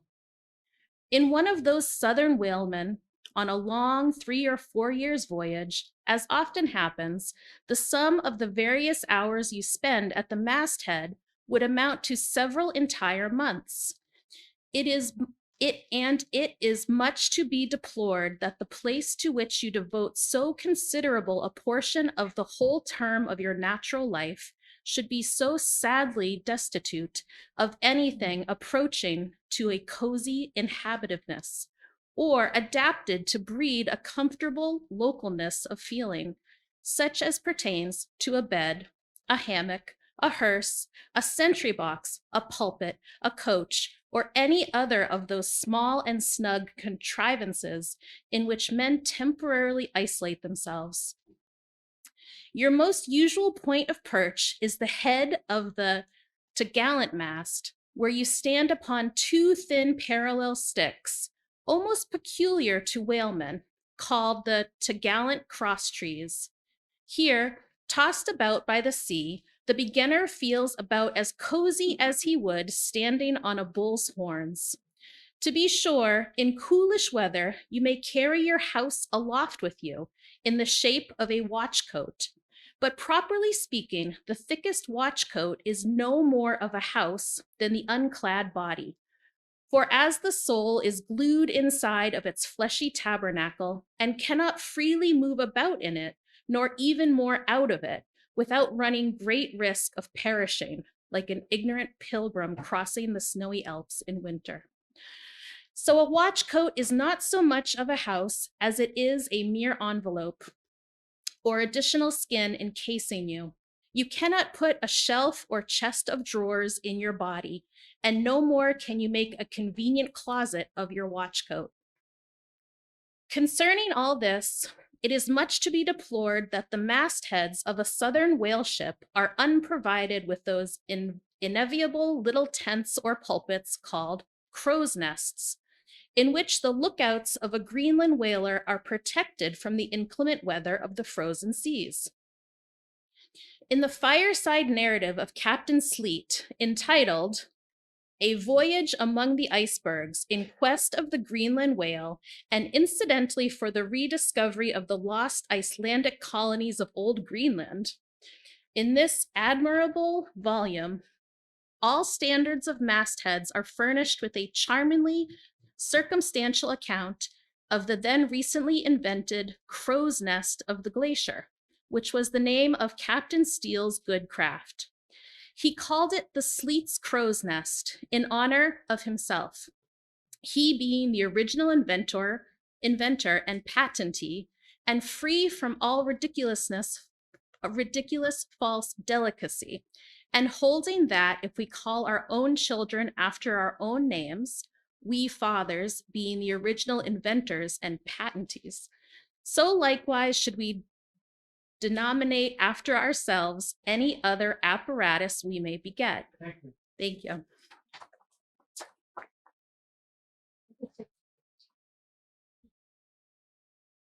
In shape, the Sleet's crow's nest is something like a large tierce or pipe. It is open above. However, where it is furnished with a movable side screen to keep to windward of your head in a hard gale.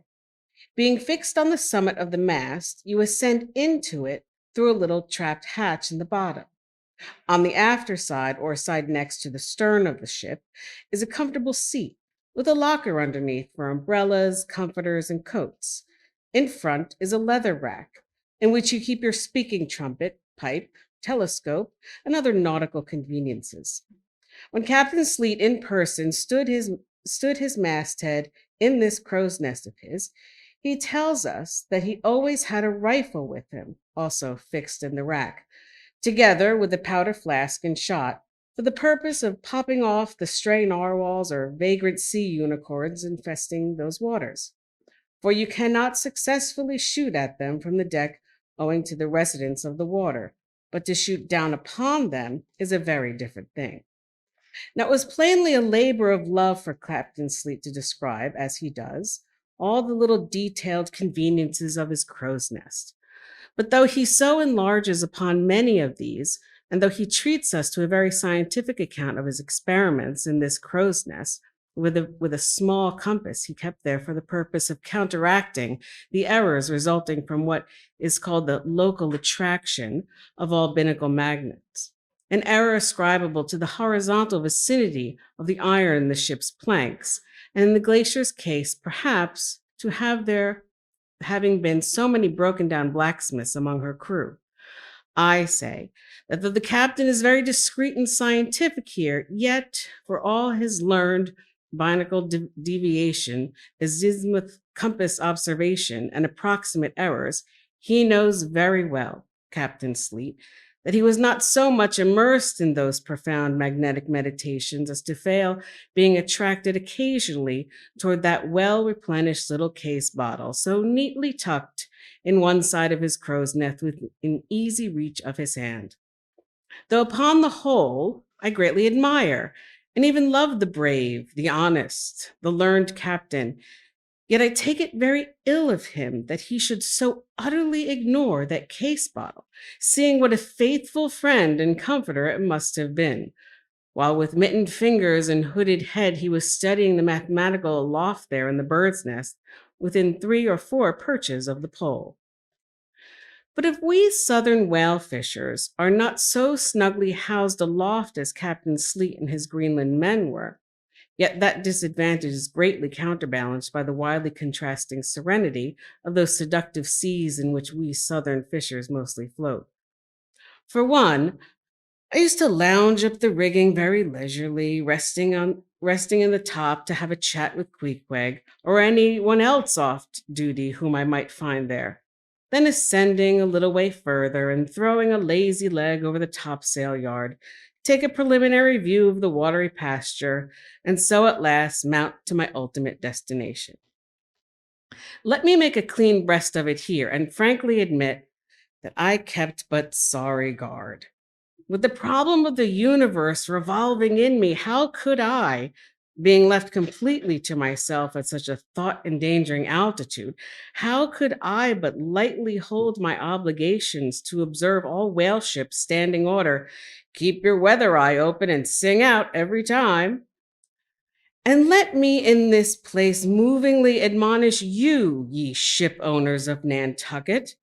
Beware of enlisting in your vigilant fisheries any lad with lean brow and hollow eye, given to unseasonable meditativeness, and who offers to ship with the Faden instead of Bowditch in his head. Beware of such an one, I say.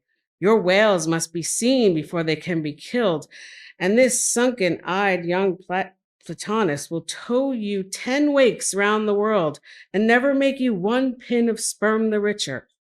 Nor are these munitions all the unneeded.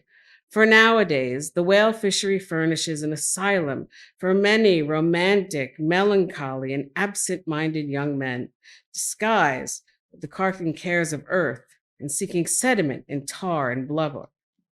Chilled Harold not unfrequently perched himself upon the masthead of some luckless, disappointed whale ship, and in moody phrase ejaculates, "Roll on, thou deep and dark blue ocean, roll! 10,000 blubber hunters sweep over thee in vain." Thank you.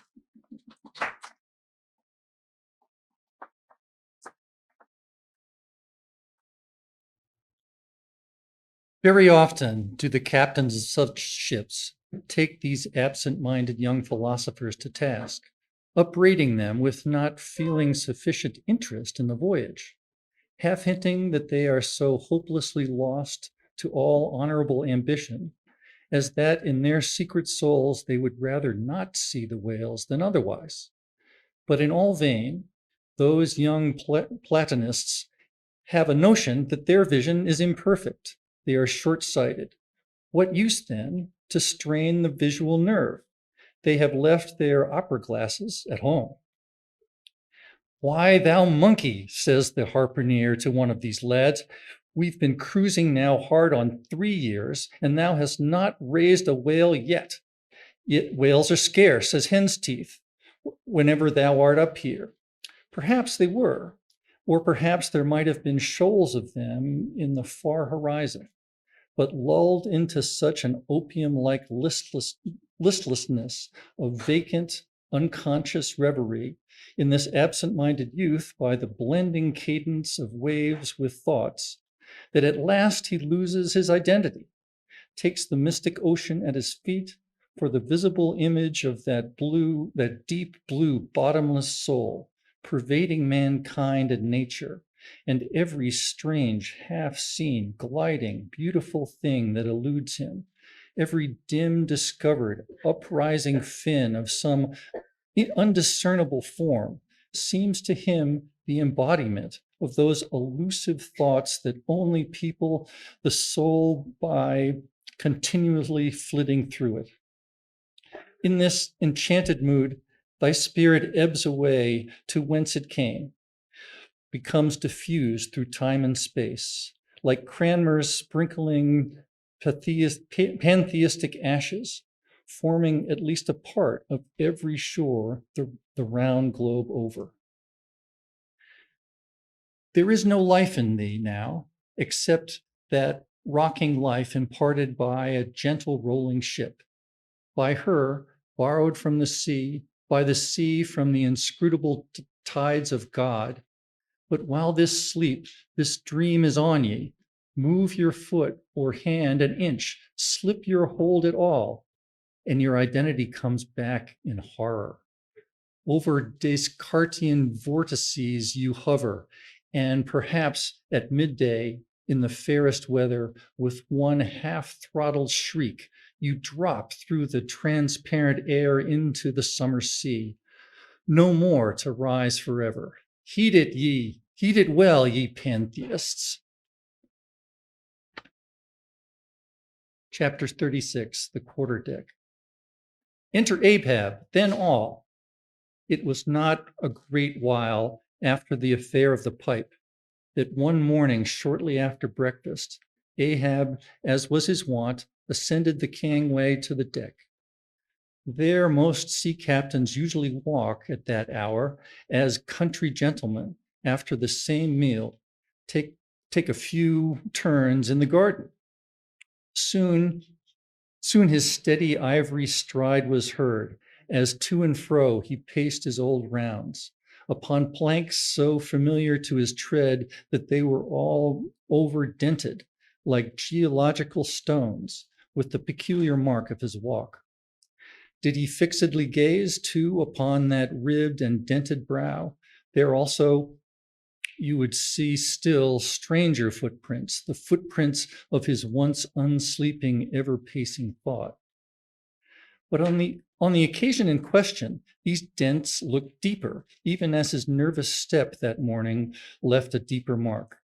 And so, full of his thought was Ahab, and that at every uniform turn he made, now at the masthead and now at the binnacle, he could almost see that thought turn in him as he turned, and pace in him as he paced, so completely possessing him, indeed, that it all seemed the inward mold of every outer movement.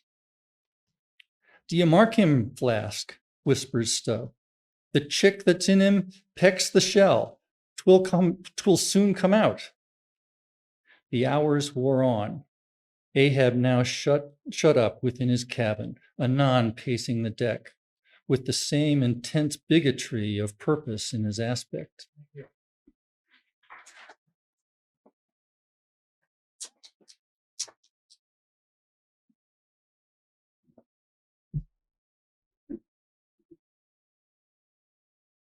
It drew near the close of the day.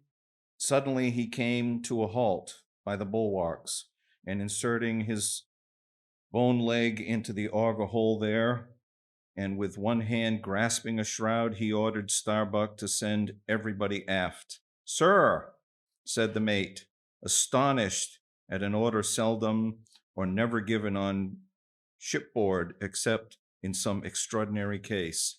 "Send everybody aft," repeated Ahab. "Mastheads there, come down."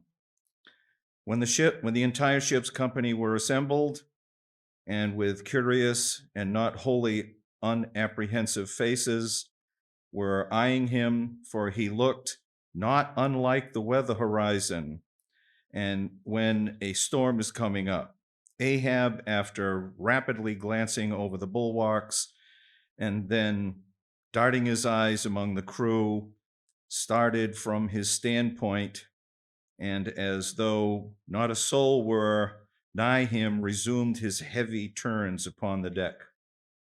With bent head and half-slouched hat, he continued to pace, mindful of the wandering, whispering among the men, till Stubb cautiously whispered to Flask that Ahab must have summoned them there for the purpose of witnessing a pedestrian feat.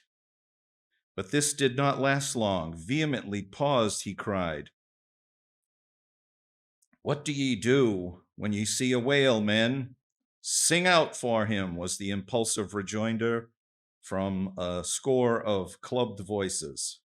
Good, cried Ahab, with a wild approval in his tones, observing the hearty animation into which his unexpected question had so magnetically thrown them. And what do ye do next, men? Lower away and after him. And what tune is it ye pull to, men? A dead whale or a stove boat? More and more strangely and fiercely glad and approving grew the countenance of the old man at every shout, while the mariners began to gaze curiously at each other, as if marveling at how it was that they themselves became so excited at such seemingly purposeless questions. But they were all eagerness again, as Ahab, now half revolving in his pivot hole, with one hand reaching high up a shroud and tightly, almost convulsively grasping it, addressed them thus: All ye mastheaders have before you now heard give me orders about a white whale. Look ye, do ye see the Spanish ounce of gold, holding up a broad, bright coin to the sun? It is a $16 piece, men, a doubloon. Do you see it, Mr. Starbuck? Hand me yon topmaul. While the mate was getting the hammer, Ahab, without speaking, was slowly rubbing the gold piece against the skirts of his jacket, as if to heighten its luster, and without using any words, was meaningful, lowly humming to himself, producing a sound so strangely muffled and inarticulate that it seemed the mechanical humming of the wheels of his vitality in him. Receiving the topmaul from Starbuck, he advanced towards the mainmast, with the hammer uplifted in one hand, exhibiting the gold with the other, and with a high raised voice exclaiming, Whosoever of ye raises me a white-headed whale with a wrinkled brow and a crooked jaw, whosoever ye rises me with a white-headed whale with those 3 holes punctured in his starboard fluke, look ye, whosoever of ye raises me that same white whale, he shall have this gold ounce, my boys. Huzzah, huzzah, cried the seamen, as with swinging tarpaulins they had hailed the act of nailing the gold to the mast. It's a white whale, I say, resumed Ahab, as he threw down the topmaul. A white whale, skin your eyes for him, men. Look sharp for whatever water. If ye see a bubble, sing out. All this while Teshtango, Dagu, and Queequeg had looked on with even more intense interest and surprise than the rest. At the mention of the wrinkled brow and the crooked jaw, they had started as if each was separately touched by some specific recollection.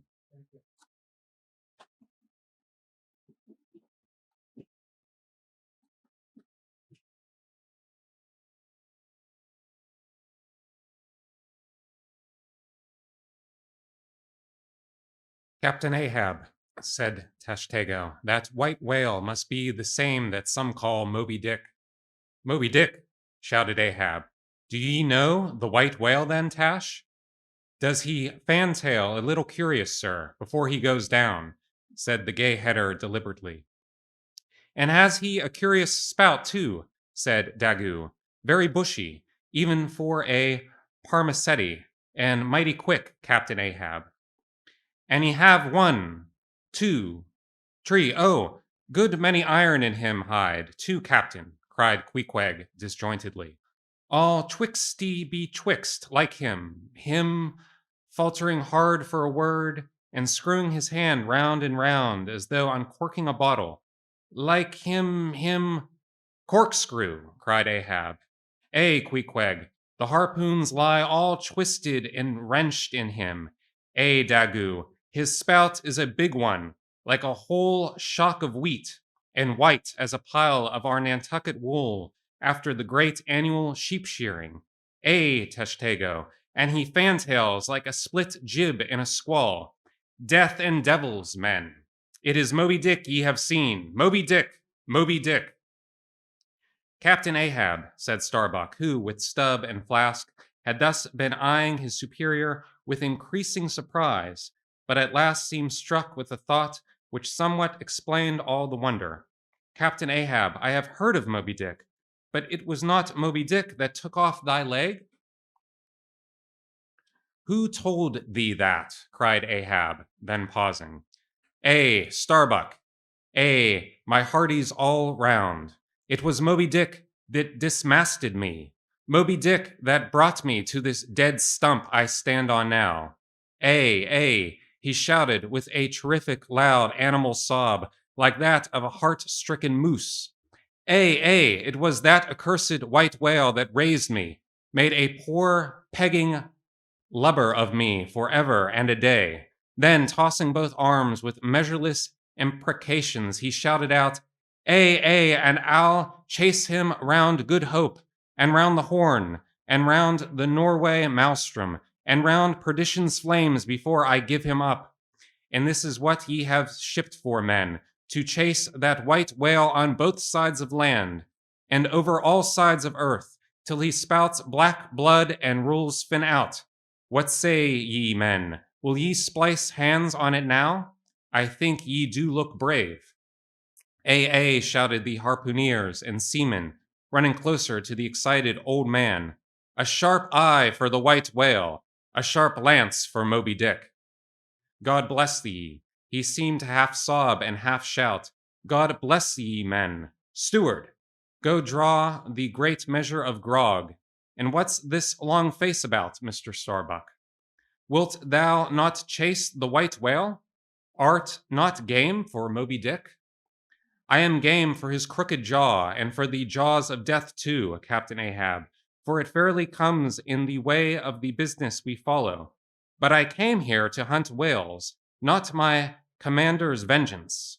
How many barrels will thy vengeance yield thee, even if thou gettest, Captain Ahab?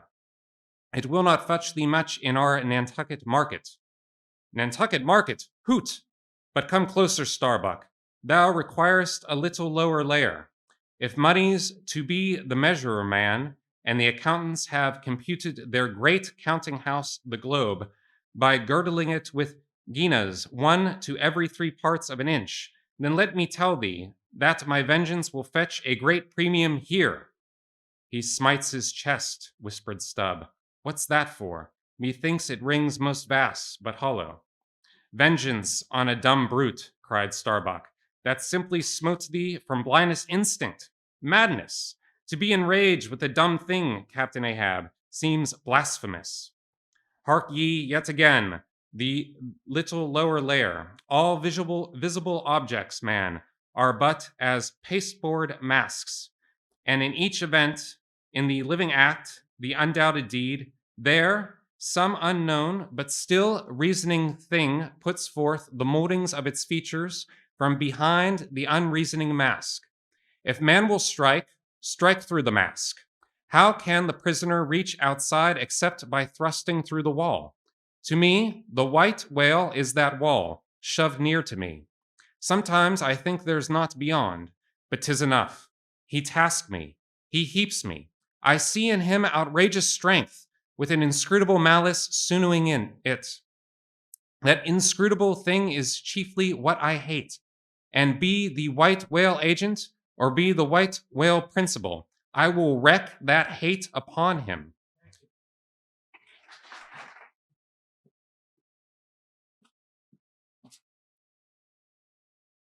Talk not to me of blasphemy, man. I'd strike the son if it insulted me. For could the son do that, then I could do the other. Since there is ever a sort of fair play herein, jealousy presiding over all creations. But not my master, man, is even that fair play. Who is over me? Truth hath no confines. Take off thine eye. More intolerable than fiends' glarings in it is a doltish stare. So thou reddenest and palest, my heat has melted thee to anger glow. But look ye, Starbuck, what is said in heat, that thing unsays itself. There are men from whom warm words are small in dignity. I meant not to incense thee. Let it go. Look, see yonder Turkish cheeks of spotted tawn living, breathing pictures painted by the sun, the pagan leopards, the unrecking and unworshipping things that live and seek and give no reasons for the torrid life they feel. The crew, man, the crew. Are they not one and all with Ahab in this matter of the whale? See Stubb, he laughs. See yonder Chilean, he snorts to think of it. Stand up amid the general hurricane. Thy one tossed sapling cannot Starbuck, and what is it? Reckon it. 'Tis but to help us strike a fin, no wondrous feat for Starbuck. What is it more? For this one poor hunt, then, the best lance out of all Nantucket, surely he will not hang back. When every foremast land was clutched a whetstone. Ah, constraining sees thee. I see, the billow lifts thee. Speak, but speak. Aye, aye, thy listen, thy silence then. That voices thee. Something shot from my dilated nostrils. He has inhaled it in his lungs. Starbuck now is mine. Cannot oppose me now without rebellion. God keep me, keep us all, murmured Starbuck lowly.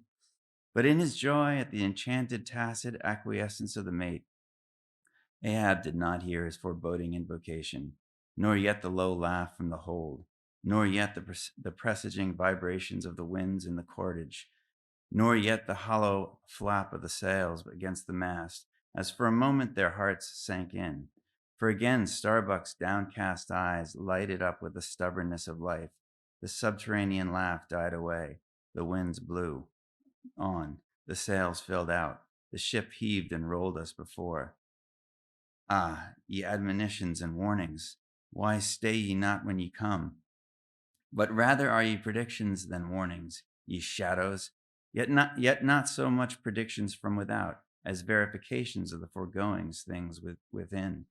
For with little external to constrain us, the innermost necessities in our being, these still drive us on. The measure, cried Ahab, receiving the brimming pewter and turning to the harpooneers. He ordered them to produce their weapons.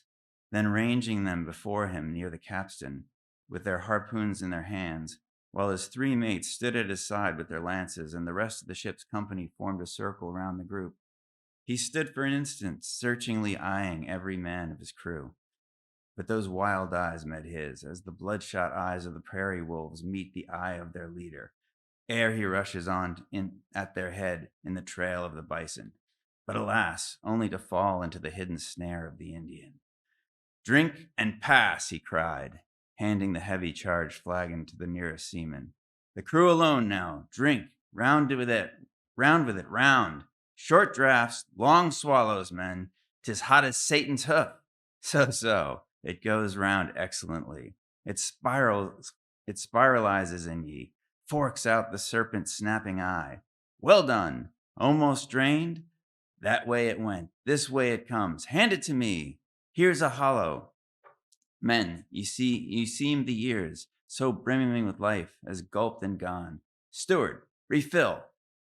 Attend now, my braves. I have mustered ye all round this capstan, and ye mates, flank me with your lances, and ye harpooneers, stand there with your irons, and ye stout mariners, ring me in, that I may in some sort revive a noble custom of my fishermen fathers before me. O men, ye will yet see that. Ha! Boy, come back. Bad pennies, come not sooner. Hand it to me. Why now this pewter had run brimming again, were it not the St. Vitus's imp. Away thou og! Advance, ye mates. Cross your lances full before me. Well done. Let me touch the axis.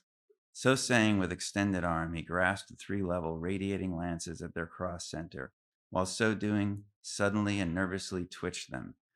Meanwhile, glancing intently from Starbuck to Stubb, from Stubb to Flask, it seemed as though, by some nameless interior volition, he would fain have shocked into them the same fiery emotion accumulated within the Leyden jar of his own magnetic life. The three mates quailed before his strong, sustained, and mystic aspect. Stubb and Flask looked sideways from him. The honest eye of Starbuck fell downright.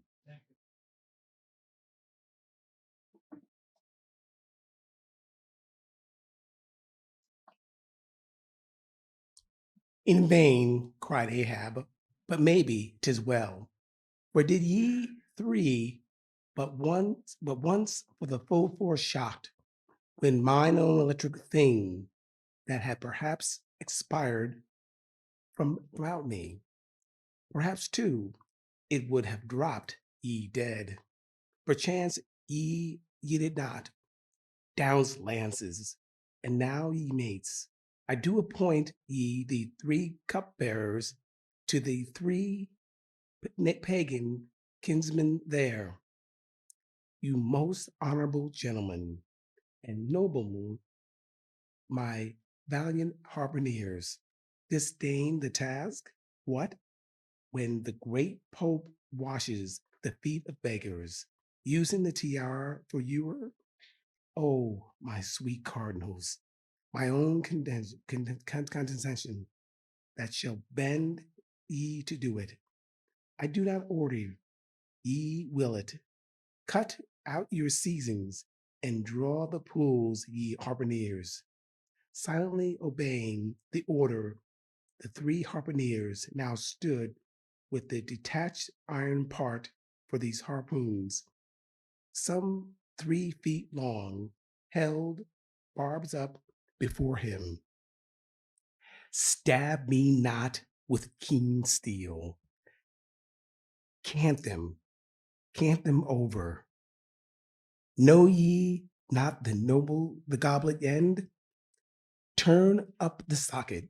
So now, ye cup bearers advance. The irons take them, hold them while I fill. For fifth, slowly growing from one officer to the other, he brimmed the harpoon sockets with the fire mortars from the pewter. Now, there 3 ye stand. Commend the murderous chalices. Bestow them, ye who are now made parties this soluble league. Ha ha, Starbuck. That deed is done. You ratifying now waits to sit upon it. Drink, ye harpooneers, drink and swear. We men that mend the dearful whalefuls bow. Death to Moby-Dick.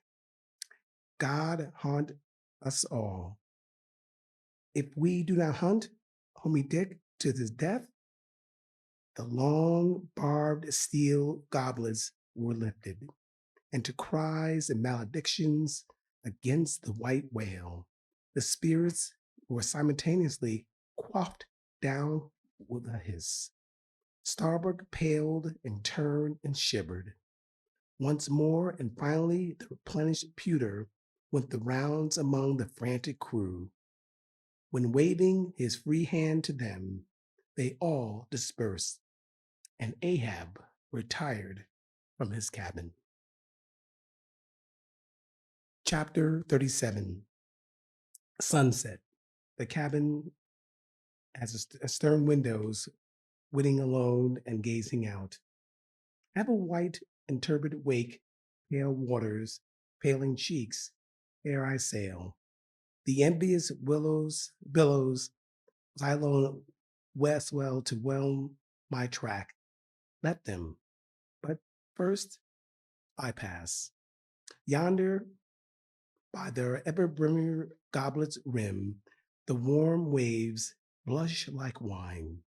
The gold brow plumbs the blue, the diver's sun, slow dive the noon from noon, goes down, the sun mounts up.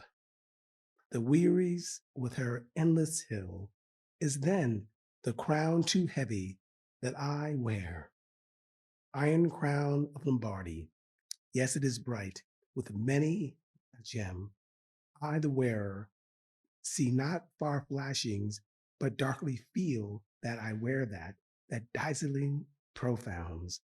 This iron that I know, this not gold, 'tis split too. I feel the jagged edge galls me so.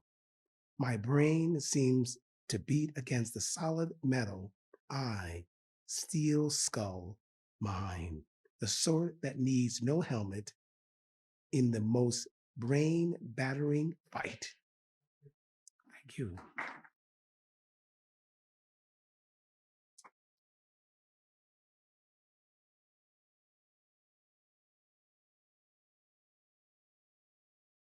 Dry heat upon my brow. Oh, time was when, as the sunrise nobly spurred me, so the sunset soothed. No more. This lovely light, it lights not me. All loveliness is anguish to me, since I can ne'er enjoy. Gifted with the high perception, I lack the low, enjoying power, damned, most subtly and most malignantly, damned in the midst of paradise. Good night, good night. 'Twas not so hard a task, I thought, to find one stubborn at the least, but my one cogged circle fits into all their various wheels, and they revolve. Or, if you will, like so many anthills of powder, they all stand before me, and I their match. Oh, hard, that to fire others the match itself must needs be wasting. What I've dared, I've willed, and what I've willed, I'll do. They think me mad, Starbuck does, but I'm demonic. I am madness maddened. That wild madness, that only calm to comprehend itself. The prophecy was that I should be dismembered, and I lost this leg. I now prophesy that I will dismember my dismemberer. Now, then, be the prophet and the fulfiller one. That's more than ye great gods, ever were. I laugh and hoot at ye cricket players, ye pugilists, ye deaf Burkes and blinded Bendigos. I will not say as schoolboys do to bullies, take some one of your own size, don't pommel me. No, we've knocked me down and I'm up again, but ye have run and hidden. Come forth from behind your cotton bags. I have no long gun to reach ye. Come, Ahab's compliments to ye. Come and see if ye can swerve me. Swerve me? Ye cannot swerve me, else ye swerve yourselves.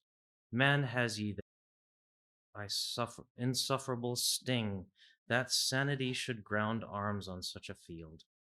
But he drilled deep down and blasted all my reason out of me. I think I see his impious end, but feel that I must help him to it. Will I, nill I? The ineffable thing has tied me to him, tows me with a cable. I have no knife to cut.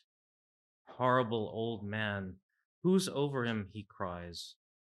Aye, he would be a Democrat to all above. Look how he lords it over all below. Oh, I plainly see my miserable office, to obey, rebelling, and worse yet, to hate with touch of pity.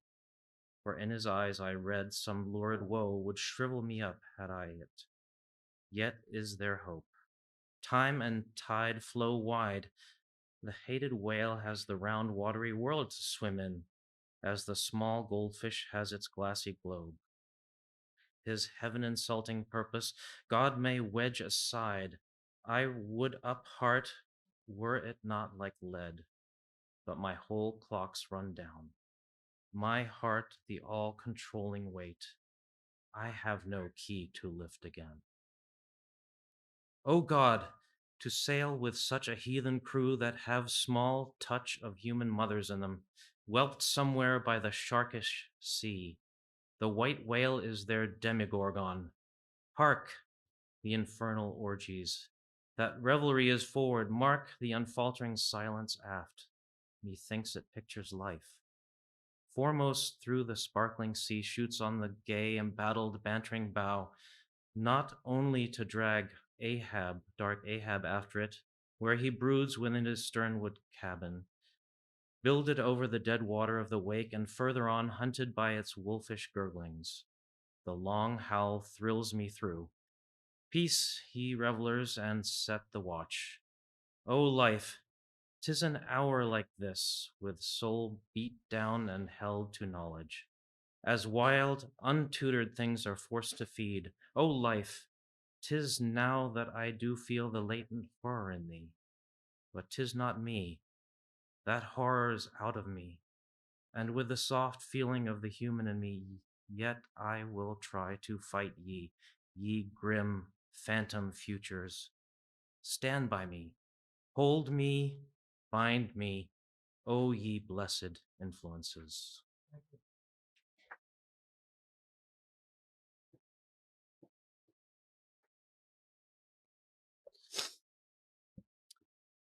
Chapter 39, First Night Watch.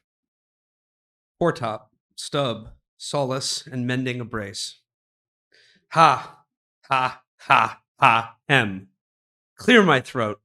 I've been thinking it over ever since. And that ha's the final consequence. Why so? Because a laugh's the wisest, easiest answer to all that's queer. And come what will, one comfort's always left. That unfailing comfort is, it's all predestined. I heard not all his talk with Starbuck, but to my poor eye Starbuck then looked something as I the other evening felt. Be sure the old mogul has fixed him too. I twigged it, knew it, had the gift, might readily have prophesied it. For when I clapped my eye upon his skull, I saw it. Well, Stubb, wise Stubb, that's my title. Well, Stubb, what of it, Stubb? Here's a carcase. I know not all that may be coming, but it will what it will. I'll go out to it laughing. Such a waggish leering as lurks in all your horribles. I feel funny. Fa, la, lira, skira. What's my juicy little pair at home doing now? Crying its eyes out? Giving a party to the last arrived harpooneers? I dare say, gay as a frigate's pennant. And so am I. Fa, la, la, lira, skira. Oh, we'll drink tonight with hearts as light to love as gay and fleeting as bubbles that swim on beaker's brim and break on lips while meeting. A brave stave that who calls? Mr. Starbuck? Aye, aye, sir. He's my superior. He has his too, if I'm not mistaken. Aye, aye, sir. Just through with this job. Coming.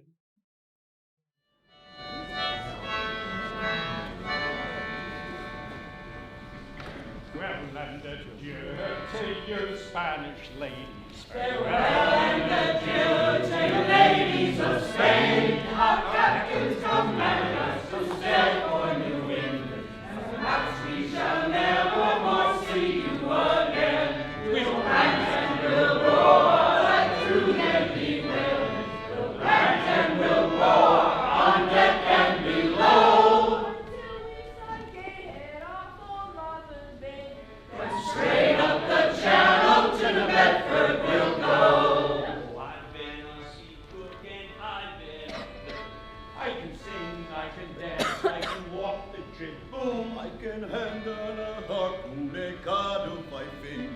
Whenever I get in a boat standing room, we'll rant and we'll roar like true Yankee whalemen. We'll rant and we'll roar on deck and below. Straight up the channel to Bedford we'll go. I was in Talcahuano last year in a whaler. I bought some gold brooches for the girls in the bay. I bought me a pipe there, they called it a meerschaum, and it melted like butter on a hot stove. We'll rant and we'll roar like true Yankee whalemen. We'll rant and we'll roar on deck and below. And straight up the channel to Bedford we'll go. I went to a dance one night in old Tubies with plenty of fine girls. I saw a girl, she was too late to make home. Just like a kitten, a chewing Frenchman. We'll roar like true Yankee whalemen. We'll rant and we'll roar on deck and below. Until we strike ahead off of Martha's Vineyard. And straight up the channel to Bedford we'll go. A health to the girls of old Talcahuano. Also to the girls of old Maui.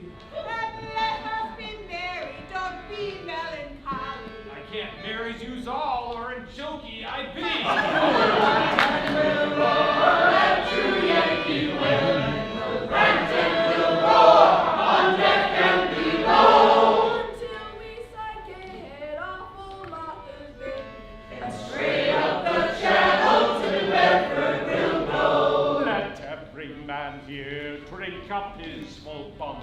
Let every man here drink up his full bowl. And let us be jolly and drown melancholy, because health to each shall will and true hearted soul. We'll rant and we'll roar like true Yankee men. We'll rant and we'll roar on deck and below. And straight up the channel to the Bedford we'll roll.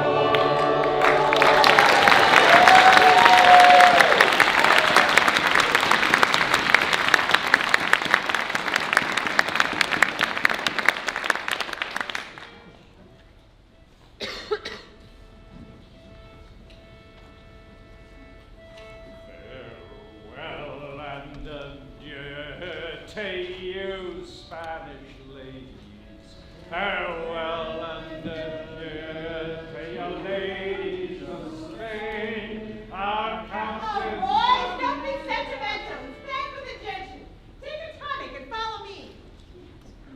Our captain stood upon the deck of my in his hand. A viewing of those gallant whales that blew at every strand. Are you promising your boats, my boys, and by your braces stand? And we'll have one of those fine whales, and boys overhand.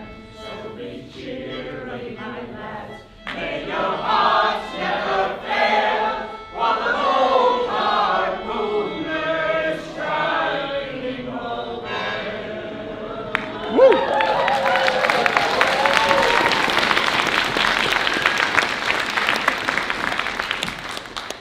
8 bells there! Forward! That's the chorus!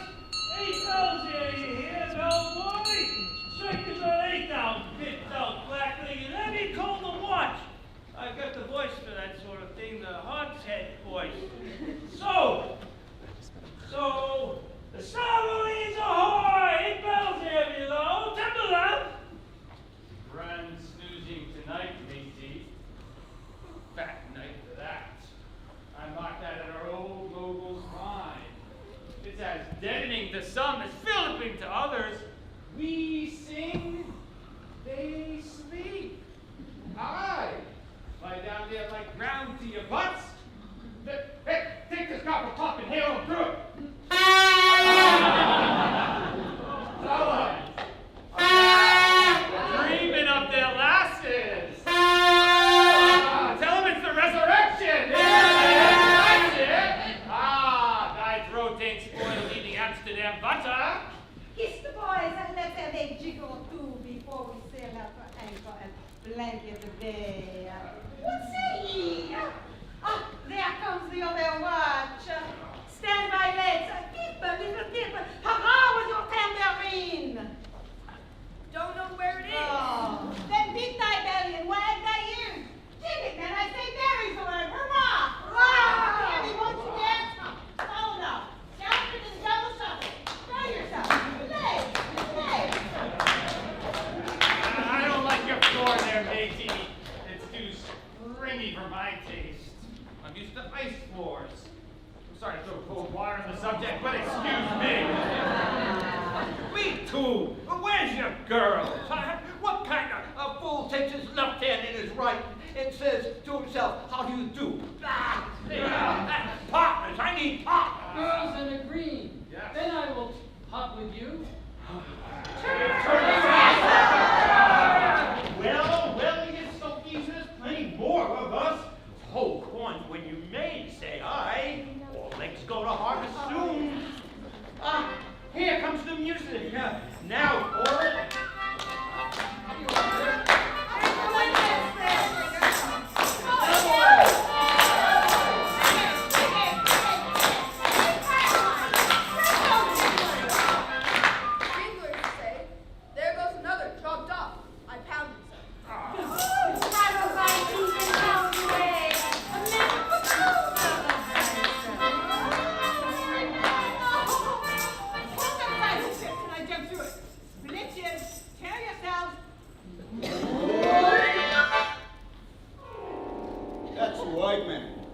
call that fun?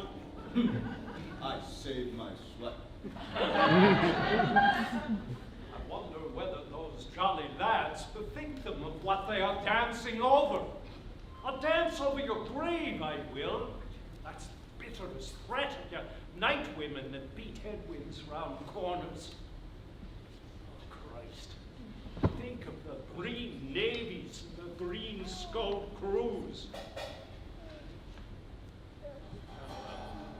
Belike the whole world's a ball, as you scholars have it, and so 'tis right to make one ballroom of it. Dance on, lads, you're young. I was once.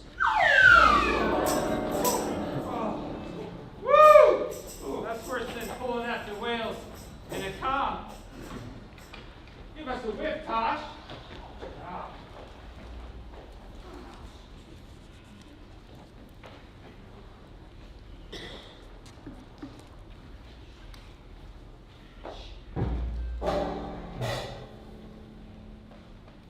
My bravo, boys.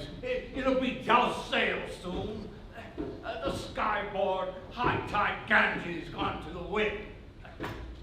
Oh, that shows your black brow, Seba. It's the waves. The snowcaps turn to jigget now. They'll shake their tassels soon. Now, would the waves all be women, I'd go down to drown and chest in with them a little more. There never is not so sweet, heaven may not match it, as swift a glance from wild and warm bosoms of the dance. Whenever the over-armoring hands hide the bright bursting grace. Tell me none of it. Hark ye, lads. Fleet interlacings of thy limbs, lives, swayings, coins, flutterings, lip, heart, hip, all graze, unceasing touch and go, not taste. Serve ye, else come satiety. Hey, pagan, hell, holy nakedness of our dancing girls of Eva, Eva. I still rest me on thy mat, but the soft soil has slid. I saw thee woven in the wood, green the first day I brought ye thence. Now wan and wilted white. Ah me, not thou nor I can bear the change. How then, if so be transplanted to yon sky? Hear I the roaring stream from Pirohiti's peak of spears as they leap down the crags and drown the villages, the glad of spine and meter. I was seeing all swashing against the sides. See my grief, hearties. The winds are just crossing the shore. Held down the London presently. Crack! Crack, old boy, crack. More than oldest. The man keeps you to himself. He's no more. The Alfred Calumet put there to fight the Baltic with storm-lashed guns. Which the sea's all cakes.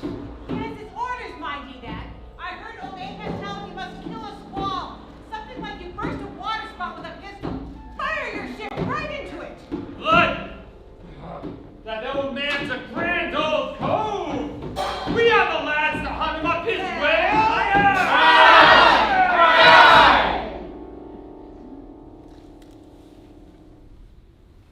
How the three pines shake! Pines are the hardest sort of tree to live when shifted to any other soil, and here there's none. Proves cursed clay. Steady, helmsman, steady. This is the sort of weather when brave hearts snap ashore and keeled hulls split at sea. Our captain has his birthmark. Look yonder, boys, there's another in the sky. Lurid like, you see. All is pitch black. What's that? Who's afraid of Brack? Is afraid of me? I'm quarreling. He wants to bully, huh? The old grudge makes me touchy. Hey, Uncle here. Thy race is the undeniable dark side of humanity. Devilishly so at that. No offense? No. That Spaniard's mad or drunk. But that can't be. Or else in one case the old mogul's fire waters are somewhat long and working. What's that I saw? Lightning, yes! No! Dagoon showing his teeth. So, thine, mannequin, white skin, white liver. Knife thee high. Big frame, small skirt.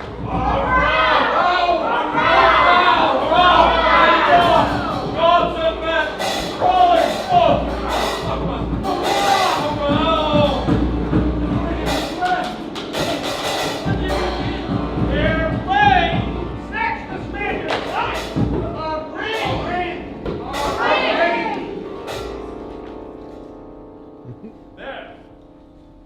For the ringed horizon. In that ring, Cain struck Abel. Sweet work. Right work, no? Why then God madest thou the ring? Hands by the halyard, into gallant sail. Stand by. Jolly, my jolly.